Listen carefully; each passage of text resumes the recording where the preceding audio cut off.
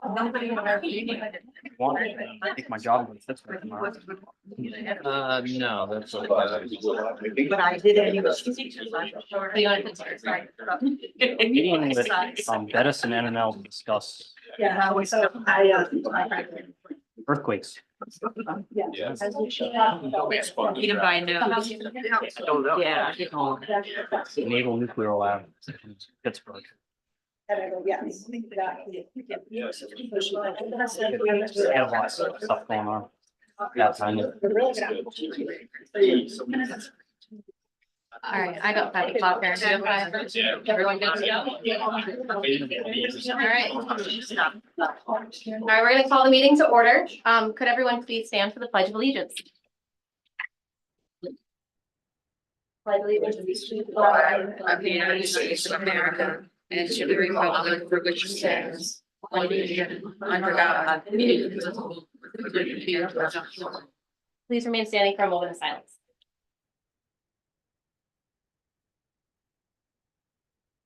Thank you. All right, we have a full house, but you do have to take a seat. We use that for head count purposes. The overflow room upstairs is open and on, so if there's no seats downstairs, we do have a viewing room upstairs. You'll still be able to participate. Because we'll figure out you're up there. All right. First item on the agenda is our resolutions. Anybody want to make a motion? All right, I'll make a motion to approve resolution support of House 5202 related to education and regional bonuses. Second. All right, got a motion, got a second. Any discussion? All right, we'll go for our roll call vote. Counselor Dinsmore. Yes. Madden. Yes. Reynolds. Yes. Wilcox, yes. All right, on to our public hearings. We have 3 public hearings tonight. So before we get into it, I just want to remind that everybody from the public should be directing their comments to the president and not any other person present. That's per the town council rules and procedure. We're also gonna have 1 person at the podium at the time. Last public hearing, we had 2 people at the podium talking to each other. You're here to address the council, so I kind of want to avoid that. So moving on to opening the public hearing for number 1. So moved. Got a motion, Second. got a second? Roll call vote, Counselor Dinsmore. Yes. Bendick. Yes. Reynolds. Yes. And Wilcox, yes. All right, so this is for Wawaloom RV LLC. I'm gonna kick it off for council discussion. I just have questions on the status of both of the items listed, the zoning enforcement and the building code status. Tony, you want to give us an update, please? Yes, last week we received a complaint that a child was burned from an electrical outlet down at Wawaloom Campground. The complaint came on February 13th.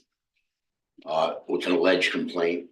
I mean, there's no way to investigate it, but I sent a notice of violation to the campground saying that they had to hire a master licensed electrician, which they did. They hired Newport Electric to go out there, and I want a letter that all the electrical system in the camp is safe for the occupants. I don't think he's done that yet. I haven't received any correspondence.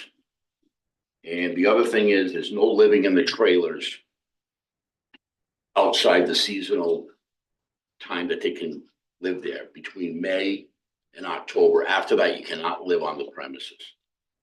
I think Josh told me that they were living there. I met with the owners of the camp. They said they're not living there. So at this time, that's where we stand. All right, so that considered resolved because nobody's living there? Hmm? Is that, would that be considered resolved if nobody's living Well, there? at this time, they're not, but I mean, we have to put a stipulation that they can't. If we catch them, they have to go to court. Right. Any other council discussion? Go ahead, Mark. Is it anyone here from Wawaloom? Okay. Do you want to respond to the most recent issue? Just give us an update if there's anything to add to what Tony had to say. Why don't you come up to the Yeah. podium? Sorry. No, you're fine. No. Good. Thanks.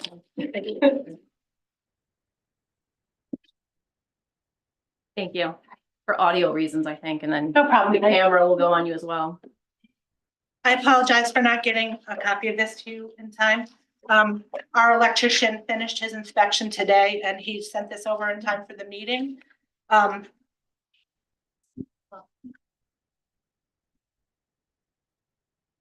He left about 3:45, 4 o'clock. Nice.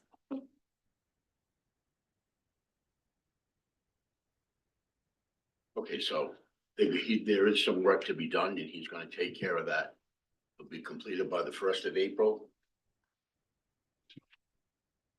He said he'll give us a detailed. Yes. I'm sorry. No, it's He said okay. he'll give us a detailed list and we can share it with the building official of what work does need to be done. He'll give it to us in time, probably tomorrow. But Okay, he did send over this, that I can give you guys. yeah, that would be awesome. If we could have a copy, if there's enough. You want me to? Yeah, I guess, if there's enough for everybody, that'd be great. If not, I'm sure it can be forwarded to us tomorrow and put a part of the record. Yes, I'm gonna be right in the microphone.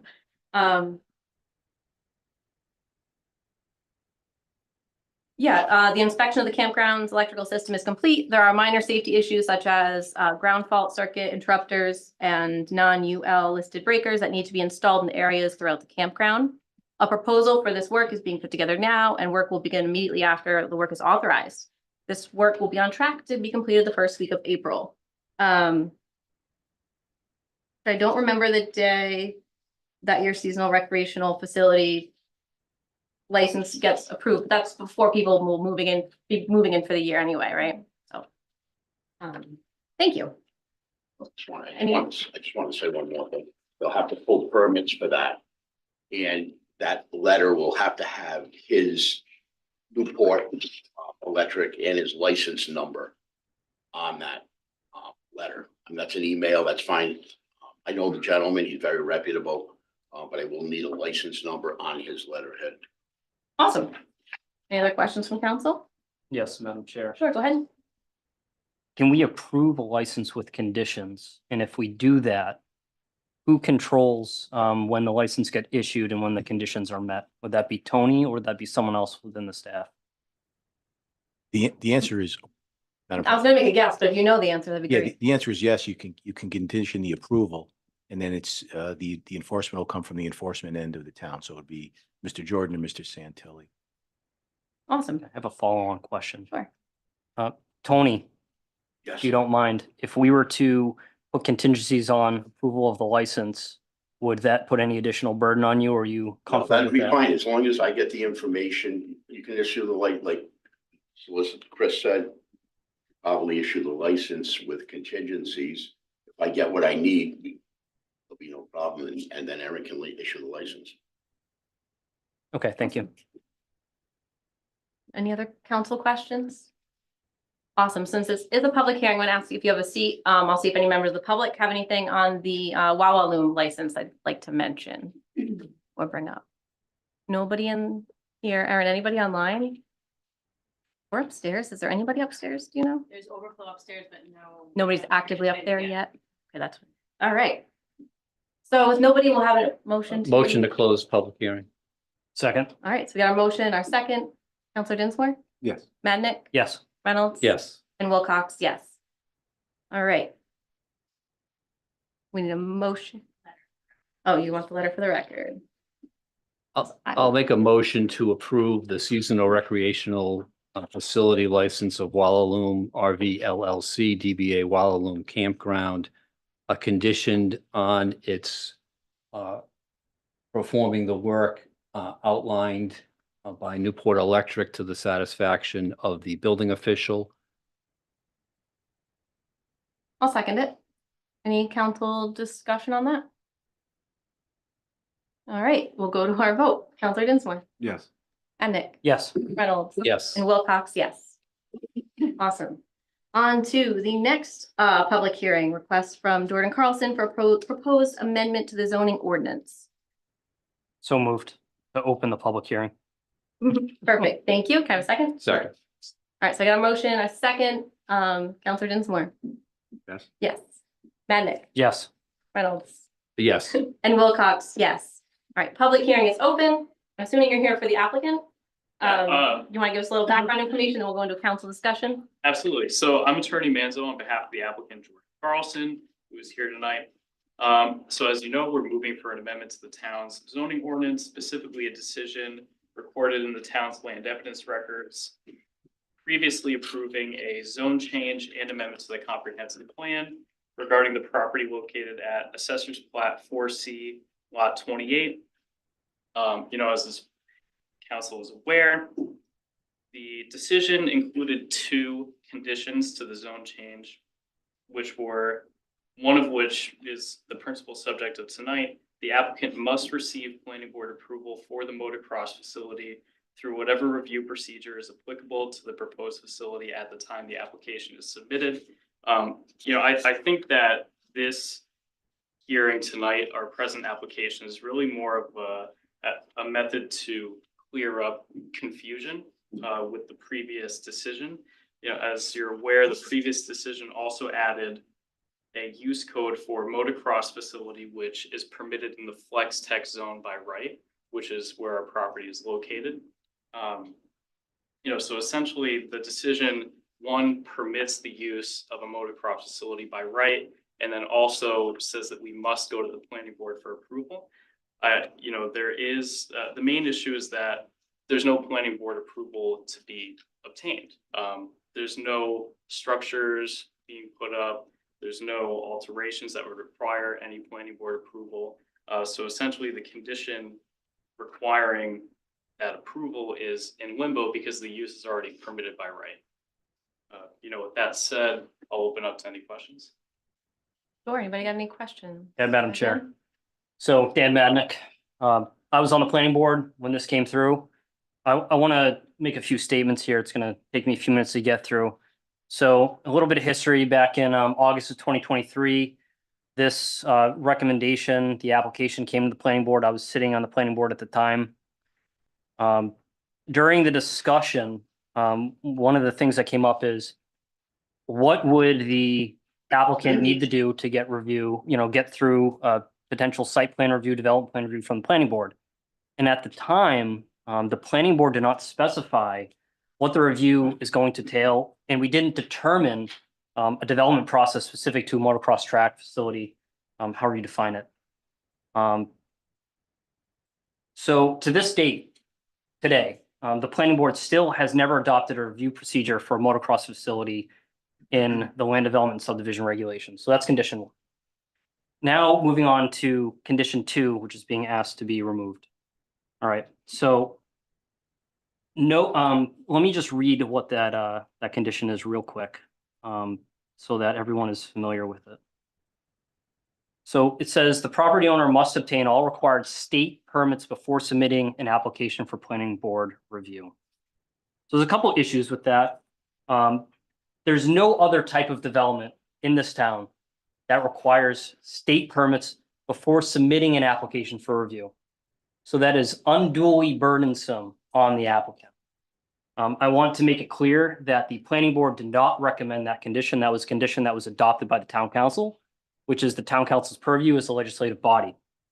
All right, so I'm going to read some of the subdivision regulations, and I'll add some notes of my own to that. So section 5.6 of the land development subdivision regulations states for major subdivisions and land development projects that before a preliminary plan application is submitted, assuming one needs to be submitted, the applicant must obtain every state and federal permit that would be required to begin construction, including but not limited to freshwater wetland alteration permits, coastal resources management council, preliminary suitability determinations of on-site wastewater treatment systems, permits required for public water systems, physical alteration permits for connections to state roads. That's for pre-and plan application. That does not mean that you cannot put an application into the town, all right? So there's a difference in those two. However, in practice, and this is my experience on the planning board, and this still holds today, the planning board has been waiving that requirement until final plan approval to expedite applicants through the process. It's due to a variety of reasons, but it ends up putting more of the burden on the admin officer. Sometimes we allow, as a town, for the admin officer, the planner, to approve themselves, or they bring it back to the planning board. Just a final note, in 2023, changes to the state law modified the process And again, as I said, and I want to make it clear, the planning board has yet to amend the land development subdivision regulations of suit, which means the process at that point is out of date. So my position on this is that the requirement to go through some type of planning board review is not clear because there is no planning board review. The second condition that I mentioned earlier is overly burdensome to the applicant is that he has to get a state permits before going through the town process. We have no town process. No other applicant has to get their state permits before submitting an application.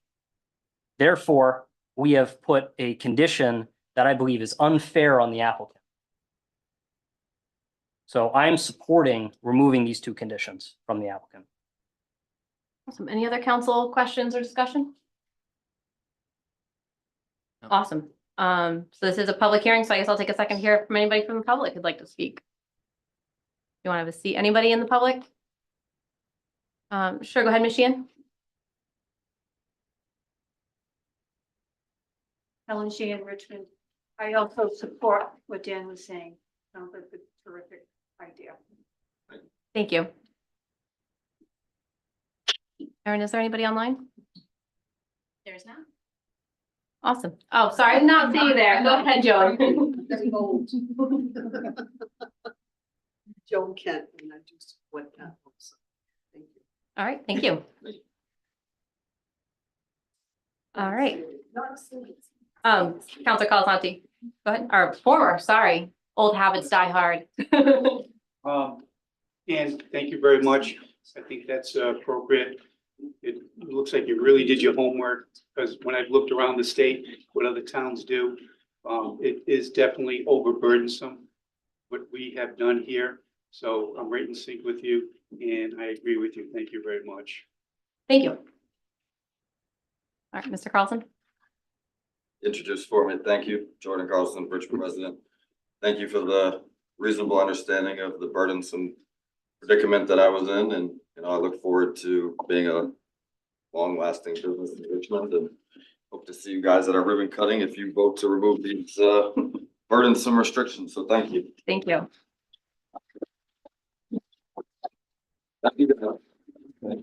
There's a. Yeah, the audio stopped when I was clapping, but I was gonna tell the gentleman there's a seat in the front if you'd like to have a seat. Not to put you on the spot, but, okay, so any further comment? No, we're good. Can I have a motion to close public hearing? So moved. Thank you. Second. We got a motion, we got a second. Counselor Dinsmore, how do you vote? Yes. Madnick, Yes. Reynolds? Yes. And Wilcox, yes.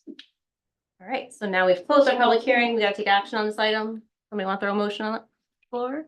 Look at me, I'm gonna do it. I just want to make sure I do it correctly. All right, go ahead, Counselor Madnick. All right, I'm gonna make a motion to approve the proposed amendment to the zoning ordinance concerning a property on Buttonwoods Road designated as Lot 28 on Tax Assessor's Plat 4C. Their amendments requested by Mr. Carlson are to maintain the comprehensive plan, future land use map designation and zoning designation as Flex Tech as awarded on September 5th, 2023. The two conditions as recorded in land evidence records, book 366, page 143, will be removed as such. Weird.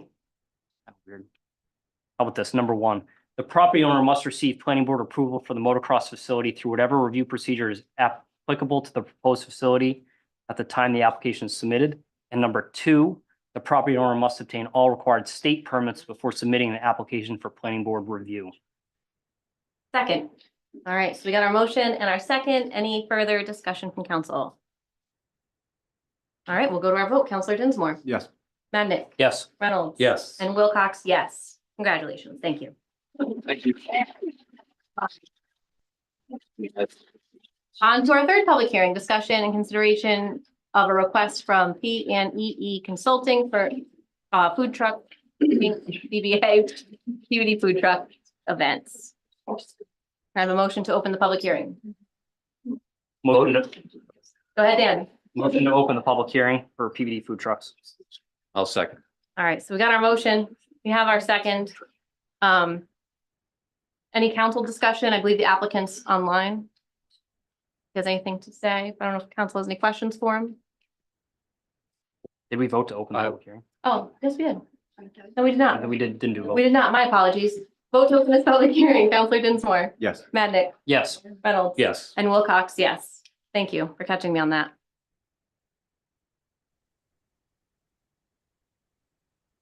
So we'll kick it off by hearing from Eric from PBD Foods.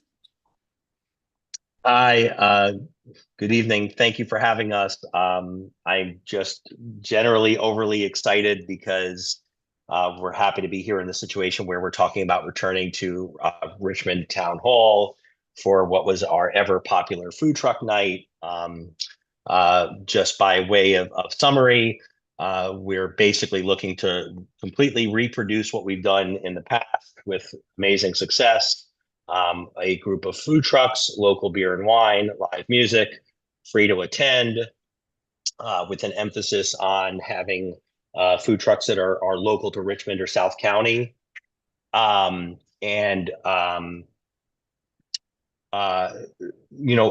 spent a lot of time with the town officials talking about the completed Rotary and whether or not this is still a viable event. And we've chatted with police and DPW about how to secure this as a safe event the way we have in the past. From our standpoint, it's really rinse and repeat. I think that everything that we've done there in the past was successful, and now that construction is complete and there's an opportunity for this season to use the parking across the street again and bring the food trucks back into the town hall parking lot, we're looking to move forward with an approval to host the event and have the food trucks, music, and beer and wine on the premises.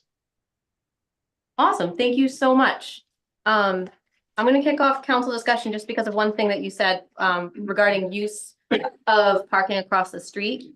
And while that's fine for now, we're all aware that there is a park in progress of getting put up across the street that may interfere with some of the later events. We don't know for sure because we're still in the environmental impact report phase of this project. But I want to move forward with having these events, bringing them back because people like them, with the understanding that parking may not be available across the street for the few events there. Yeah, we're going into this with the realistic understanding that obviously there won't be any construction that would ever be delayed for this event, and that if the construction starts during the series, at that point we would revisit it with your with your town professionals as to whether or not there's enough parking at the school and on the streets for the event to occur if we lose the parking across the street, or if we lose that parking across the street if we were to have to cancel the last event or two or come back to you with an alternate location. But we most certainly expect this to be approved with the contingency that the property that we're using remains available throughout the events that we've submitted. Okay, thank you. The other thing that I noticed was actually just with your rain date, the August 14th rain date, I believe would interfere with the Washington County Fair. So just keep that in mind as well. I know you usually try to avoid them. Yeah, we do, and we intentionally tried to put in whatever dates that we could that could be voted on in this meeting, so that we wouldn't have to come back and ask for additional contingency votes. But if you do not want to approve that specific date because of the Washington County Fair, it's fine if the council wants to take that date off of our application. Okay, thank you. Any other counselors have any questions or anything? Yeah, go ahead, Mark. I'm assuming we're going to take these collectively. I have a question on the liquor Yes. license. Okay. I just question about the servers that are going to be utilized. Are they going to be employees of P&EE Consulting? Yeah, so the F1 license, yes, so I will not be certain. So there's a little bit of confusion in terms of the F1 license in terms of who it's issued to, who actually serves. But yes, the servers of the event will be employees and contractors of P&EE Consulting, and we will provide the same certificates of insurance that we've applied in the past, so that there is the proper liability to protect the city, and also we will provide tip certifications for each and any bartender that will be there. We submitted the 2 that we know that we're going to use that will be on site, but if there are additional or changes to the actual servers, we can provide those tip certifications as needed as well. Does your liability coverage include liquor liability coverage? It does. Any other council Yes, questions? Sure, go ahead, Dan. I have a lot to get through. I'm letting everyone know ahead of time. All right, I'm gonna make some statements and I've got some questions. So the town of Richmond has a very limited policy and regulation for the use of town-owned property by a private entity. The only thing that we have on the books is a resolution that was adopted in 2016 that promotes local business and agriculture uses on Richmond property. It states very clearly the organization is solely responsible for trash and the police detail. I have the same opinion I had on February 16th, 2021, when PVD also requested to use town property. My opinion has not changed. It is our responsibility as a legislative body to adopt policies and regulations in the best interest of the town.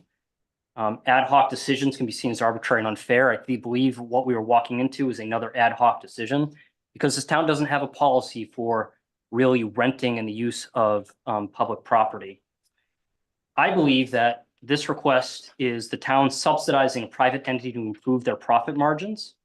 Other towns charge fees to use their property to cover trash, restroom facilities, and police detail if required. For instance, Jamestown, if you're a non-local for-profit, to rent either of their field is $20 an hour, and the renter picks up their trash and pays for police detail. In Charlestown, if you have more than 250 participants, it's a $200 flat fee. They have a mobile food truck establishments ordinance, which we do not. They also have a special event application and a fee schedule, which I was unable to find. In 2022, it looked like PVD had an agreement, a contract with Charlestown to pay for full trash and police detail. I know that we also approved a PVD food truck event with Pascal. I don't have that contract in front of me, but I have to imagine there was some fee paid there. So a couple other things I want to bring up. If the town of Richmond picks up the trash, we have to pay the tipping fees. That's expensive. I don't think the town should have to pay that. I want to know if the Recreation Commission was involved. We sit here as this council and we say we want to support our boards commissions, but if we don't even empower our own commissions to provide input, then I think we're doing our town a disservice. We can't just ignore a commission because it's convenient for the town council. Looking at the 2022 contract, again, I'll make this clear. I believe that PVD should cover all of the costs, all the police detail, all of the trash pickup, and the tipping fees. They're already getting subsidized by not having a rental fee on private property to the detriment of all of our local businesses. I'm concerned about the development of 4 Richmond Townhouse Road. I'm also concerned about why this application wasn't submitted sooner. One of the first dates is May 8th, and supposedly to get everything, finalized in time, we need to get through this tonight. Well, this council's been sitting here for 3 months. I mean, this could have been submitted in October. Other towns have had their applications from PVD submitted in the fall. Why is it happening in haste? I would have liked to have it earlier. And I do want to know, again, tonight, we don't have a contract in front of us. We have a license. If we approve the license, we still have to approve a contract. So I want to make that clear. That's all I have. Awesome. Did the applicant want to respond to any of the questions that were asked? Just regarding timeline or trash pickup? Sure. So, I mean, I think there were a couple of things that were misstated. The town is not providing any police details at no charge. Part of the process on this that took some time, was the back and forth in terms of the police detail and whether or not there'd be, a number of police detail that we could afford to maintain having this event. I think that from our standpoint and where we have our successes and where I believe most of the community falls, and I hope that most of the council falls as well, is that this is a bit of a hybrid, right? We're not coming in and renting your facility and gating it off and charging your community to come into the event. We're covering most of the cost of the event. In order for us to come to a town like Richmond, we are absolutely looking for some assistance with trash. The trucks all bring their own trash cans and they haul off what they can. But we want to leave the facility as clean as it gets. So we absolutely have asked the town to contribute by helping to haul away some of the trash that's collected during the event. But we're paying for the porta-johns, we're paying for the police detail, we're paying for the music, and we most certainly aren't pretending that this isn't for profit for us, but it's also supporting food truck owners that work in South County and work in Richmond on a regular basis, and some of them are here tonight to provide testimony if necessary. But we're providing something that is a value add to your community and your residents. And when we put up 2 weeks ago on your Richmond Town Facebook group, if people were supportive of this event, 97% of the respondents, 300 of them, said yes, and less than 20 said no. So this isn't looked at just in terms of like the overall value of this is not whether or not we are paying what some may seem is not our fair share, but we are paying all of those overhead costs, regardless of what the weather is, regardless of how many people show up, without charging for parking, without charging for admission, in a town that does not have any of these types of community events, where other cities and towns, just as you mentioned, lots that charge us, there are others that pay us or pay for a lot of these services. So each town is an independent agreement and arrangement with us. And in places where the partner, like for us, this is more of a partnership than a rental agreement.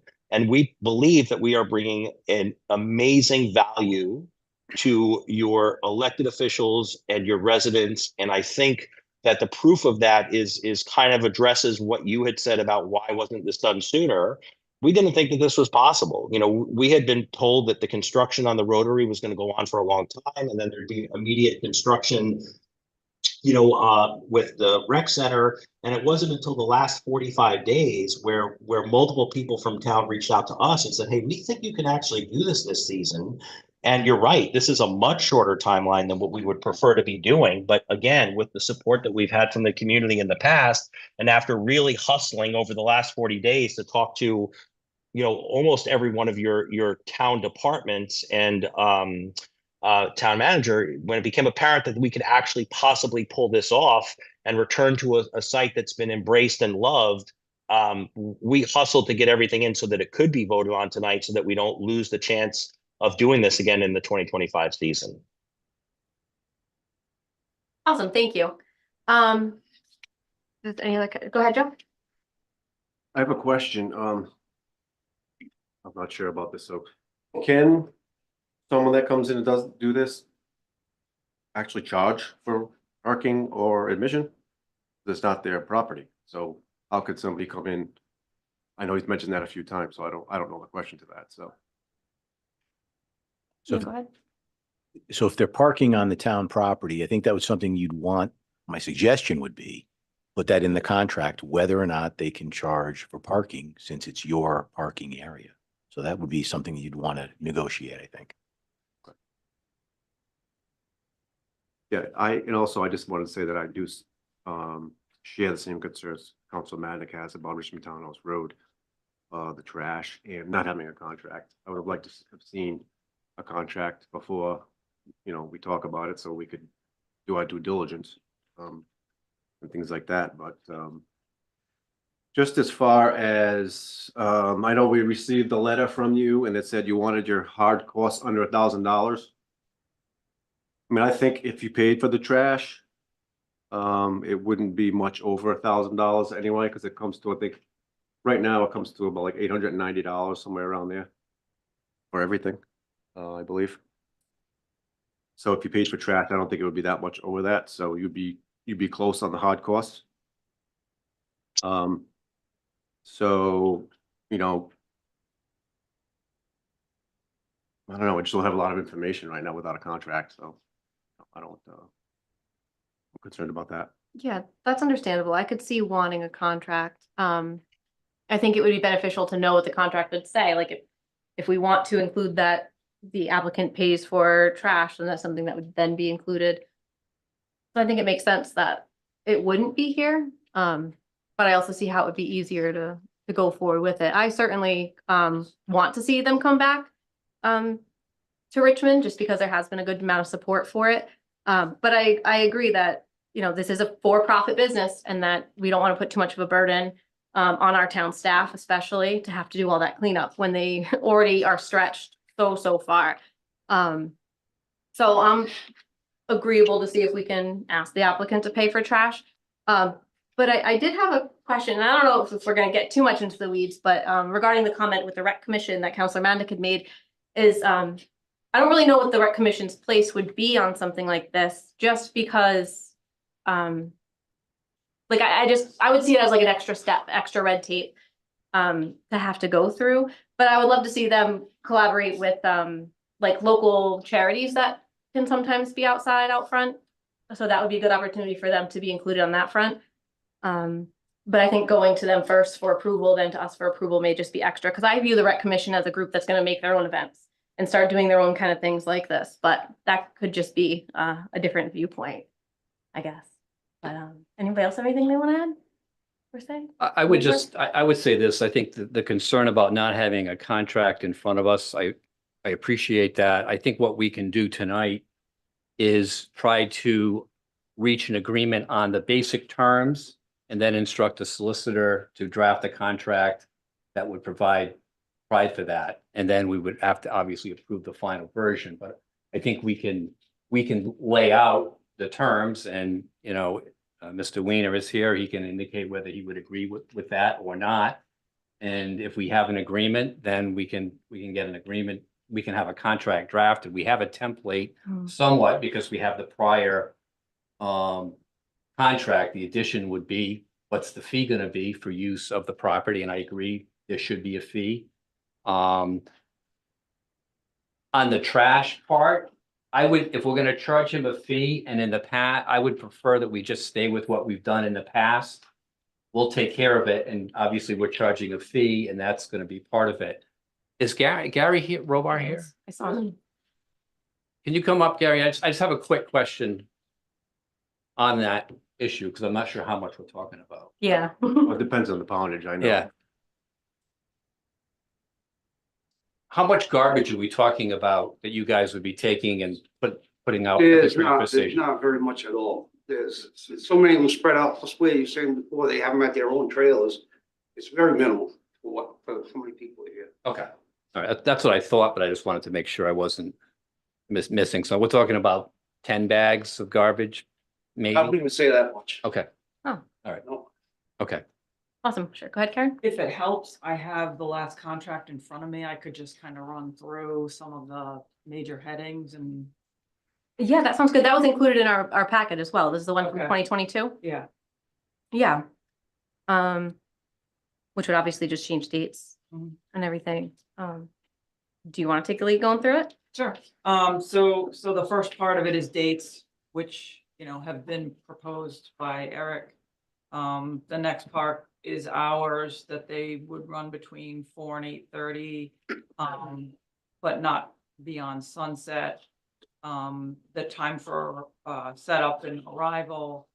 The fact that PBD would pay for the entertainment and the license. Could I interrupt real quick? Yeah. Just to go back, because I'm following along here with the packet materials, where it says 2A, food trucks event open to the public, sunset occurs earlier than the Richmond Carolina Fire District and the Richmond Public Works Department are authorized to provide artificial lighting. So that's another cost. That was a lot for the tree lighting. That was a lot that the rec commission paid for that. Yeah, I don't think when they did that in the past, the fire department required any cost for that. Okay. Because they're not ours, obviously, Right.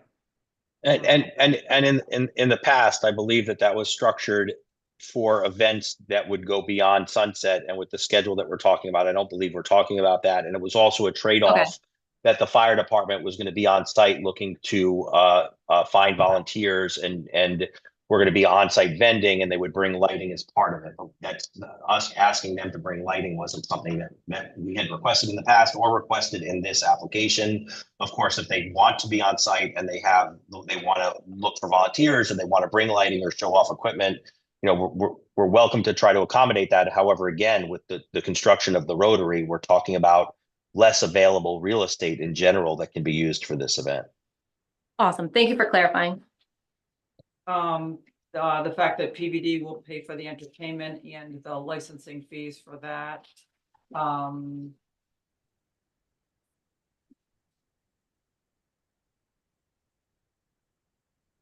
of scanning, there's a few things that aren't a huge deal. PVD will determine the site layout, provide the porta-johns, provide trash containers and recycling containers, and that the town would remove the trash. Again, this is what we did in 2022. That PVD would designate space for local nonprofits to accept donations, and that the town would choose the nonprofits. If the rec commission wanted to sponsor events that were compatible with food truck events, PVD would assist the rec commission in determining an appropriate site for that. PVD will make sure that each truck has the required permits, that the town would reach out to DOT and get approval to close Route 112, which we can no longer do because of the change in the traffic pattern. That PVD would pay for 2 police details, and if the chief determined more details were necessary, the town would provide the additional details. Beer and other alcoholic beverages would be sold by a caterer with a Class P license, and that this isn't relevant, but COVID protocols would be adhered to. That PVD had to have $1 million in general liability, and the town named as an additional insured. That's the extent of the contract. Go ahead, And Fred. Madam President, so you also that contract has general liability. So you're going to want to add, there's an Accord certificate in there, but it doesn't have liquor liability expressly mentioned on it. So it should be also based on the communications from the town's insurance agent, Mr. Woodmansey. He made a very good suggestion that not only that PVD have a policy in place for liquor liability, but also the actual vendor. So both.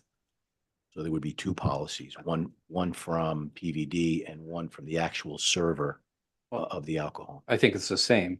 That's what he said. Oh, I thought it was 2 different entities. No, it's the applicant is the same as the people who are serving are employees of the applicant.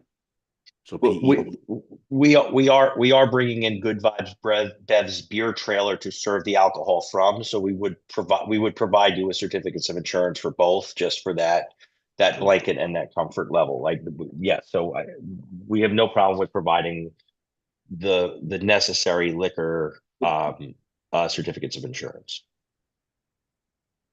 Awesome. Just as a couple of other notes, this is not different than the process that we've gone through in the past. In the past, we did not have a contract that came to the council that was then voted on. We went through this exact same process where we provided the application, the terms were discussed, and then the contract was written and signed after the case. So the process is no different. And to reiterate, the timeline is a little, maybe 45 days or so shorter, because this is an add-on for us, right? We did not think Richmond was a possibility. We're coming back because of the history and the desire after finding out that it did seem as if it was going to be possible. So I mean, I think it's just important to kind of point that out again. Why did you think Richmond wouldn't be a possibility? He did go over it because of the construction across the street, the roundabout being unknown.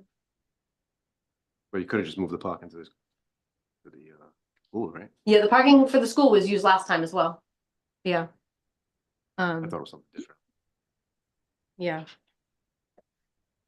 So any other council questions or concerns before we go to the public?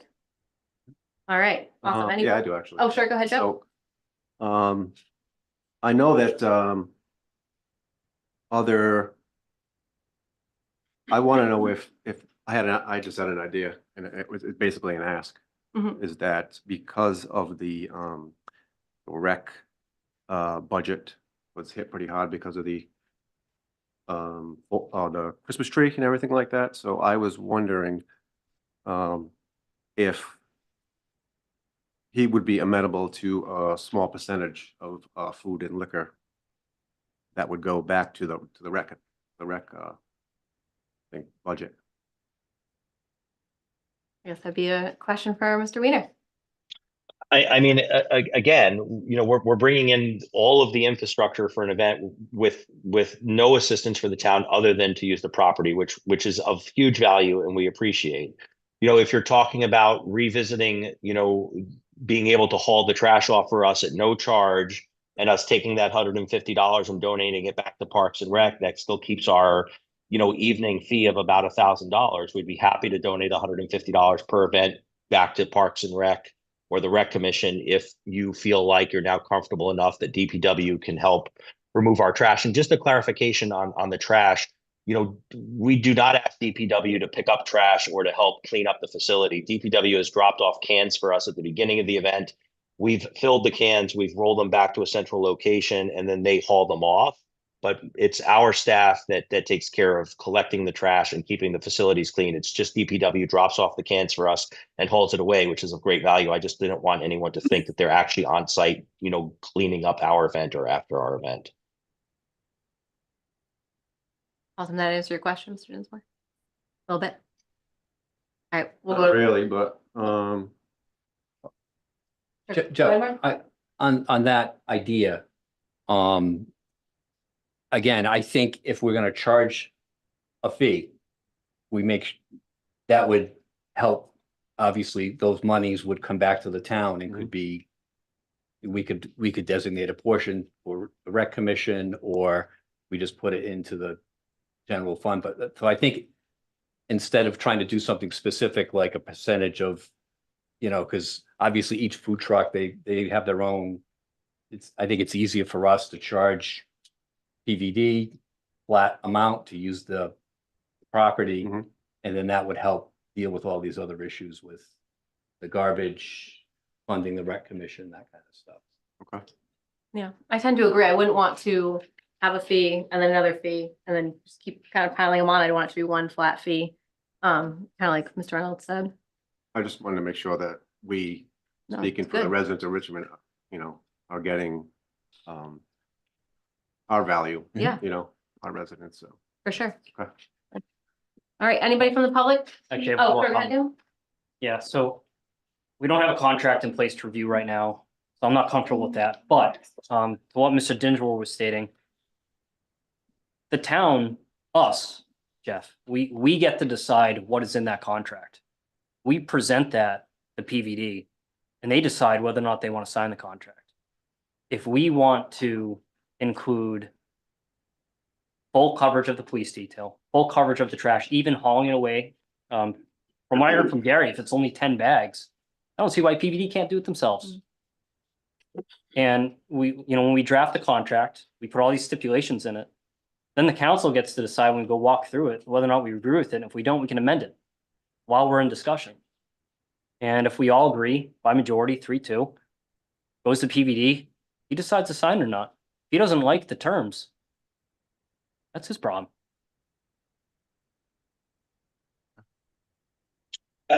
Makes To me, sense.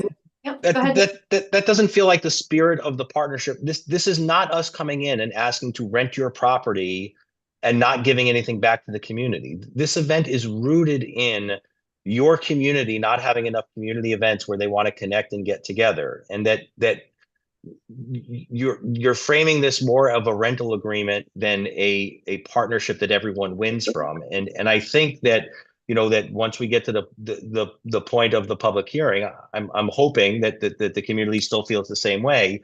But you know, the contract that we've signed in the past has come out of exactly these council meetings where we've filed an application. You asked us if something sounded fair and reasonable, and we said yes. And then the contract was put together. We didn't make the contract. The contract did actually come from you, but based on after these conversations. And it's not our goal or interest to turn this into an adversarial conversation. Our goal is to bring smiles and happiness to the town with limited cost to the town, with small businesses able to make a profit, and your people going home with big smiles. That's never been anything different than that has been accomplished when we've done our events in town. May I respond, please? Sure, go ahead, Dan. So I've enjoyed the PVD events, not just in Richmond, but other towns.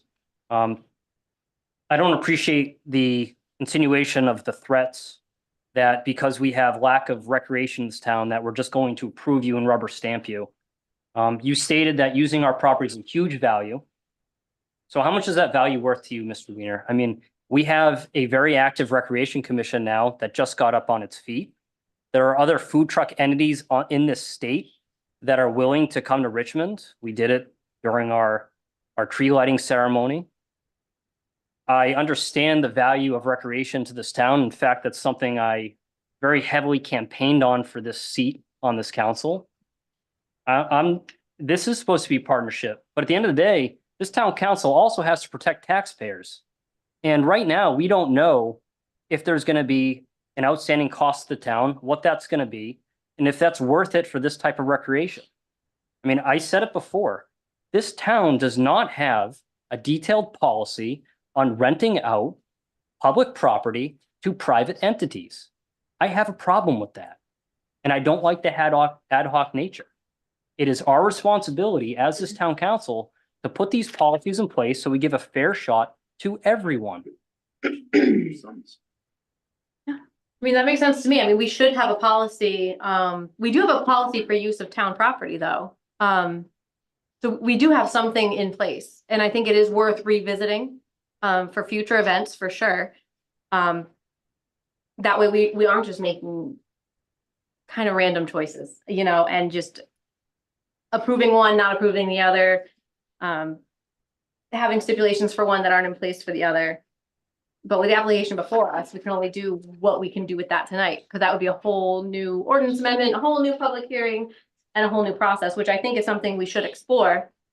But for today, I'd like to get some kind of council consensus for a contract that we could present in the future. Which it seemed like the trash really wasn't a big deal. I don't think he could bring it to the transfer station itself, because you have to be a resident with a tag to do that. So us being a part of the partnership and helping doesn't sound like it's a big heavy lift. So if we could find something we all agree on, I think that would be good going forward. But we'll finish the public hearing, close the public hearing, and then go from there. Any other council thoughts before we go to the public? All right, hearing none. Do you have anybody? Go ahead, Mr. Colasanti. This is right up my wheelhouse, in the food business for almost 40 years now. We did many functions, including the VIP tents at the air show, the National Guard, and we serviced well over 1,000 people each day on a Saturday and Sunday. So I'm very well versed with this. And it's not out of the norm for the town if they get into a contract with somebody to get 10% of food and 20% on beverage, especially now when they're going to be taking in, you know, the beer truck. It's not out of the norm.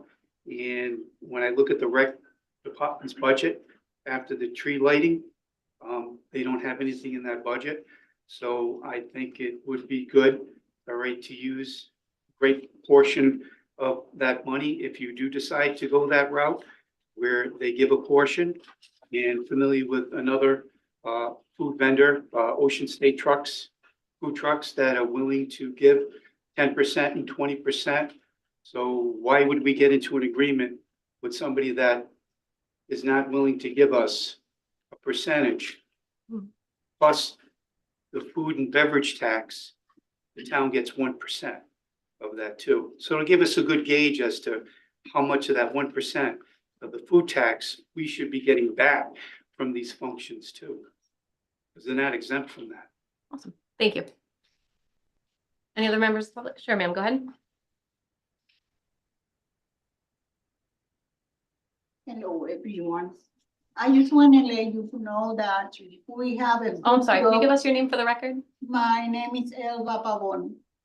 And we have a food truck, my husband and I, and it's local, it's from Hopkinton.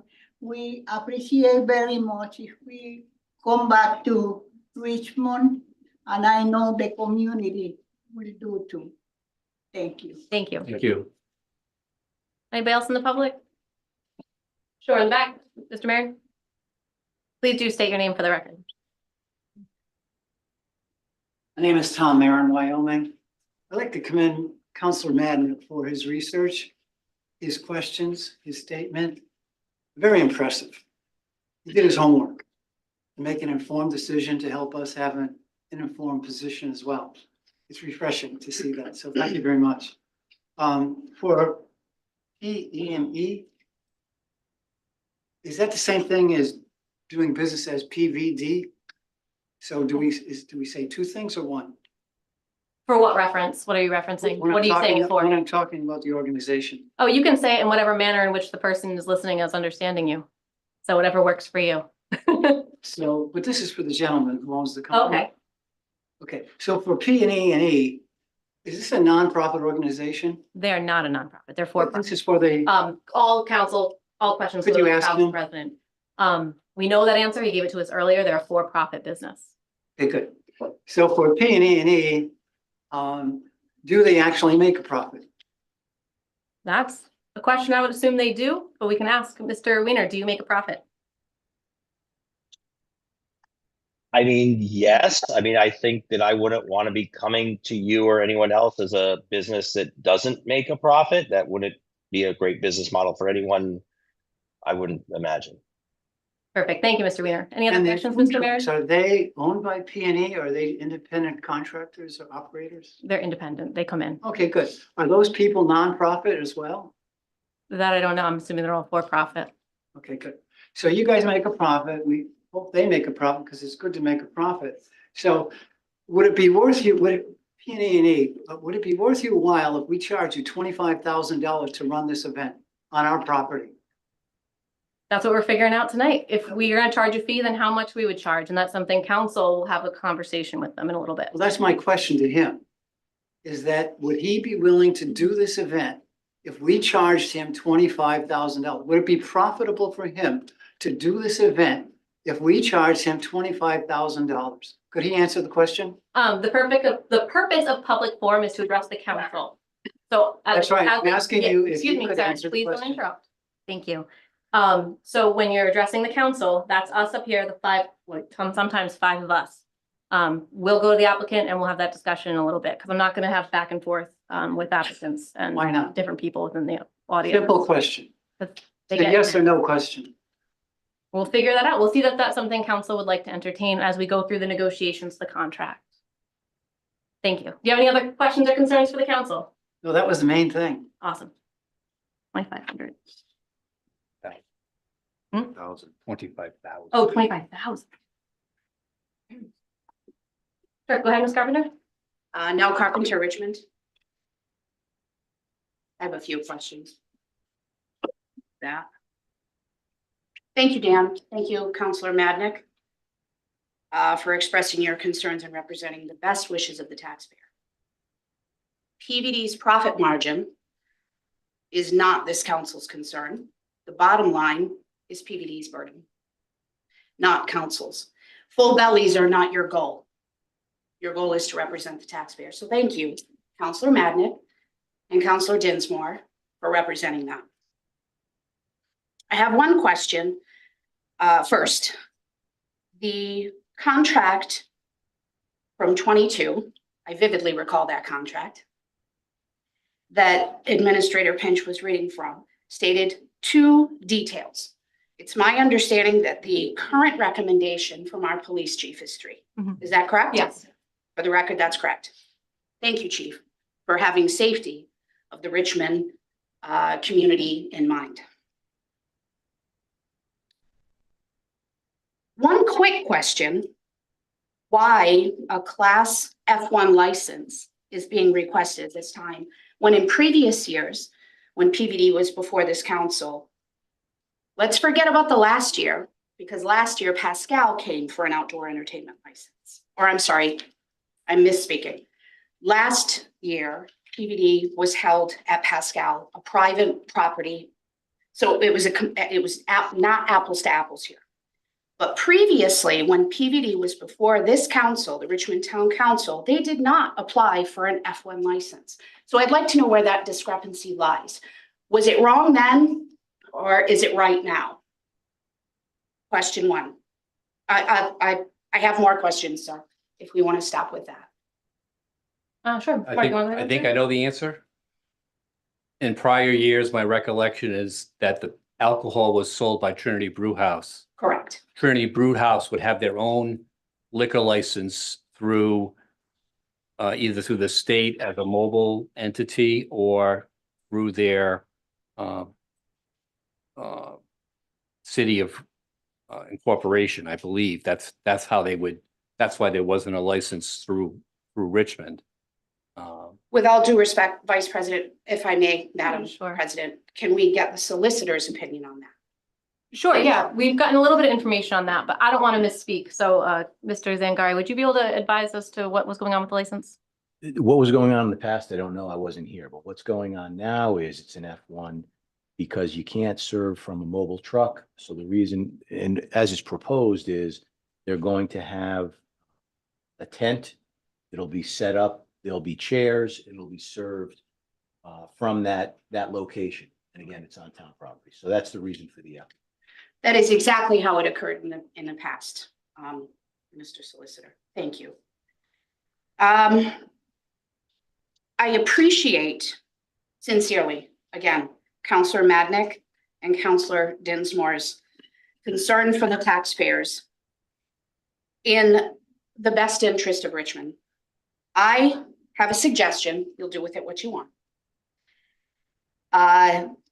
The suggestion of 10% as competitors who, competitive food truck entities that exist in the state of Rhode Island, give 10% gross sales back to the venue or the host. I would suggest this council consider that in terms of a contract negotiation, and not just for general fund, for the Rec Commission. The Rec Commission did not exist in previous years when Mr. Weiner was here before this council. The Rec Commission was established after the fact. So I think that's a brilliant idea, and I would hope you would pursue that. If trash isn't a big deal, as you said, then it isn't a big deal for the applicant either. I think that's it. Thank you. Awesome, thank you. Any other comments from the public? Sure, go ahead, sir. Please just state your name for the record. Alex McKendall, live in Richmond. I just had a question regarding restaurant tax and if what's applied to someone in town is applied to food trucks to make it fair. I don't know if you can talk about that or elaborate. Who would like to answer that question? I got two people looking at me here. Erin, do you want to answer I that? can't specifically speak to tax, however, I can speak to Isn't there like licensing. a 1% tax that, like, if I go to Subway or any place, and I don't know if some of these food trucks are also part of the restaurants in town, but if I have a problem as a citizen, if they're not from this town and they don't have to pay the tax. No, here, that's a great question. I wanted to see if it could be answered. Could it be answered? I think Mr. Weiner could advise how he shares his revenues and taxes with the state of Rhode Island specific to Richmond.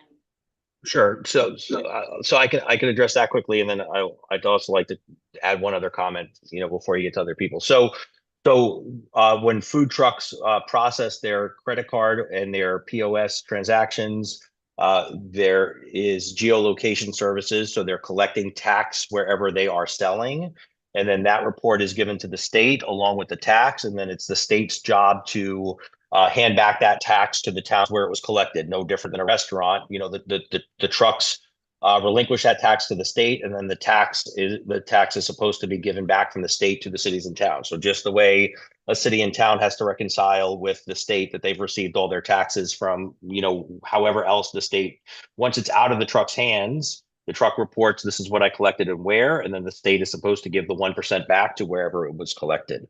So that is a function of the state's collection of the tax, and then the state giving the tax back to the city or town, which is no different than any other tax that the state collects and gives back to cities and towns. And just for clarification, because it's now been brought up 2 or 3 times about talking about other organizations or competitors that may give you back 10% of fees from trucks. Be sure you're comparing apples to apples, right? Like you're assuming that someone will give you 10% more than what we are, but you're also assuming that organization or other organizations are going to go ahead and upfront say that they're going to cover the costs of the porta-johns and the music and the police detail. It's our understanding that the only organizations that are giving any type of percent or revenue back to cities or towns based on food truck revenue are only doing it in cases where they have 0 expenses.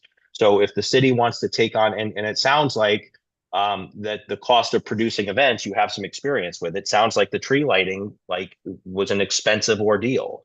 So again, what we're bringing in all of your costs being covered for music, porta-johns, police detail. And of course, there'd be absolutely no way that we could cover those costs and give you back 10%. If you're asking to shift the agreement to say that you're going to produce and cover all of those costs, and then you're asking us to pay you a fee or a commission, we're most certainly happy to look at turning this and having a different type of agreement to produce these events. Perfect, thank you. Do you have any other questions for the Yes, council? to circle back on the 1%, how much did we make the last time? I don't Any have that data on information off the top of my head. No, I wouldn't expect to have it up. Probably do a request to unless you know, I Karen. know we are unable to distinguish that from any other restaurants. The Oh, state okay. doesn't give it to us that way. We just get one flat meal Yeah. tax, whether it's We just Wood get River or one whatever. on this is how So there's much no we- way to Right. check to make sure that that's happening. Well- That's an open-ended question. Yeah. That I just want to make sure that if that is a thing, my concern is that what's fair for them is fair. Yeah, for sure. Thank you. Thank you. Any other questions or comments from the public? Or go ahead. Please state your name for the record when you get to the podium. Sure. Thanks. Hi, my name is Ryan Moran. I am the owner of Elena's Ale House as well as Elena's Events and Mobile and Guac and Roll. So I've got experience in both the brick and mortar restaurants that are supporting the town as well as for the last 2.5 years being a truck operator. I felt different ways in the past, but the truth is when PVD first came into town, he was very much supportive of the community. In fact, we hosted the first event at the Guac and Roll location. Eric was kind enough to include us as a small business, brought 3 trucks to our lot and let us get in on the action. So we extended our hours. It's just clear in my dealings with Eric that he is community focused. If you were to jump on Facebook and take a look at what people in town say on the Richmond community page, they are clamoring for something to do.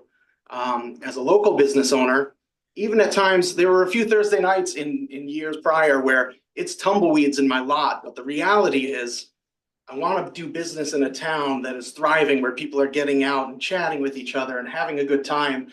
And then that spills over, right? So there were Thursday nights where, the food truck event ended and we would get some bar business. Or there were people who said, oh, we saw so-and-so, my daughter caught up with some friends at a food truck event. Let's go to Elena's tomorrow. It's just, it's a snowball effect of thriving businesses in this area versus everyone traveling outside to go do events elsewhere. At the end of the day, PVD is a business, right? Elena's is a business. Wood River Inn, we're all local businesses. Everyone is in it to make a couple of bucks. You have bills that you need to pay. If you were to tag on an additional 10% as a payment to go to Eric, what would then happen is that his costs increase. He passes that on to the trucks who do business with Eric also. And next thing you know, people who are currently spending $14, $15 for a burger in this crappy economy are now going to be spending $18 and $19 for a burger, so that I'm not taking a loss, so that Eric's not. It's just how a budget works, right? So we participated in the Richmond community tree lighting. I know that that was probably of exorbitant cost to the rec committee. Of those trucks, I would imagine every truck probably did $1,000 to $1,200 in sales. If you took 10% of that, you're going to get $120 each, maybe. And it might not be enough to pay for that event. In this situation, the town is not on the hook for much, and you've got someone else kind of taking a little bit more of the risk, and a lot of trucks taking the risk. There are countless events. We did 80 events last year with Elena's Mobile. I can't tell you how many times we pulled up, and it was not all that great. The exception tends to be Eric's events. They are well promoted, well attended. He's got a decade of, if not more, I'm probably speaking to their longevity and misquoting how many years they've been together, but the proof's in the pudding. You remember what it was like here in the town hall for many, many summers, or 2 summers for that matter. It was tried to recreate it at Dow Field with limited success, but this is a great spot for it. And I think that there are a lot of townspeople who are probably not letting their voices be heard tonight, who would be bummed out if it didn't go through. So I'm hopeful. I admit that I've got a vested interest because my truck will hopefully be here, but I would like to be a part of it versus, it not happening or it happening elsewhere and maybe us not being involved. So I'm hopeful that it goes through. That's all I got to say. As far as taxes, just to confirm straight from me, when a mobile entity files their taxes on that meals and beverage page, it's through the state portal. You select what town you did the business in for that portion of sales. You pull it all up through your POS and you just allocate all of your meals and beverage tax. Again, it's 1% of your total sales and allocate it through. So you look at your calendar, you look at your square reading, and you just pay it out. So, Westerly, Providence, Pawcatucket, they can probably all see. I don't know if I'm not on the back end, so I can't truly tell. But you can see that Elena's has paid meals and beverage tax to many towns in the state of Rhode Island. Whether or not the town can actually see who paid what and how much, you probably just get a bulk deposit of meals and beverage tax monthly. But that's how it works, just so everyone knows. Thank you. Great, thank you. Any other questions? We have somebody else in the back. Councilor Cossanti, or I keep doing that. You already did speak, though. We usually let people have one bite at the apple. I'm Matt Cowell, from West Greenwich. I own Meat Sweats, food truck. I sit over here at Richmond Smoke. I've been working with Eric for about a year, and I have nothing but good things to say about his events. I do many different events, but this is extremely organized, very clean, and he holds us to the highest standards at the same time. So hopefully it goes through. I'd love to come down here and hang out with everybody and keep going the way we're going. Sounds Thank good. Anybody else have anything they want to say? Aaron, anybody online? The room looks full, but nobody's upstairs, right? Okay. No, they've come downstairs. Okay, good. Councilor Constante, do you want to go again? I keep doing it. It's slipping. Okay. Okay. I'm so sorry. Again, having the brick and mortar and having the catering trucks out on the road, your core course with the trucks out on the road is substantially less than your brick and mortar. So even if you got 10% food and 20% beverage, their core course for having that truck and serving that same food, if they're selling a $15 burger, their core cost is about $3 and change less, all right, for every single item that they're selling. So if you were to add 10% on for the food cost, there's still a good 10 to 15 to almost 20% over what they'd be getting in their brick and mortar. So they're well within the ability to pay this town 10% and especially 20% on the beer. I was also in the alcohol business. Very, very high profit on beer sales. They can definitely afford to pay the town 20%. It'd be nice to see the rec department, every single function could be $1,000, $1,500 a function that the town could derive from the 10% and the 20%. Thank you. All right. So we finished with the public hearing because I see nobody else with their hands up. We'll have a motion to close public hearing. So moved. Second, we'll go to a roll call vote. I gotta do our vote. Oh, Apologies, can't close. So if I may. Yeah.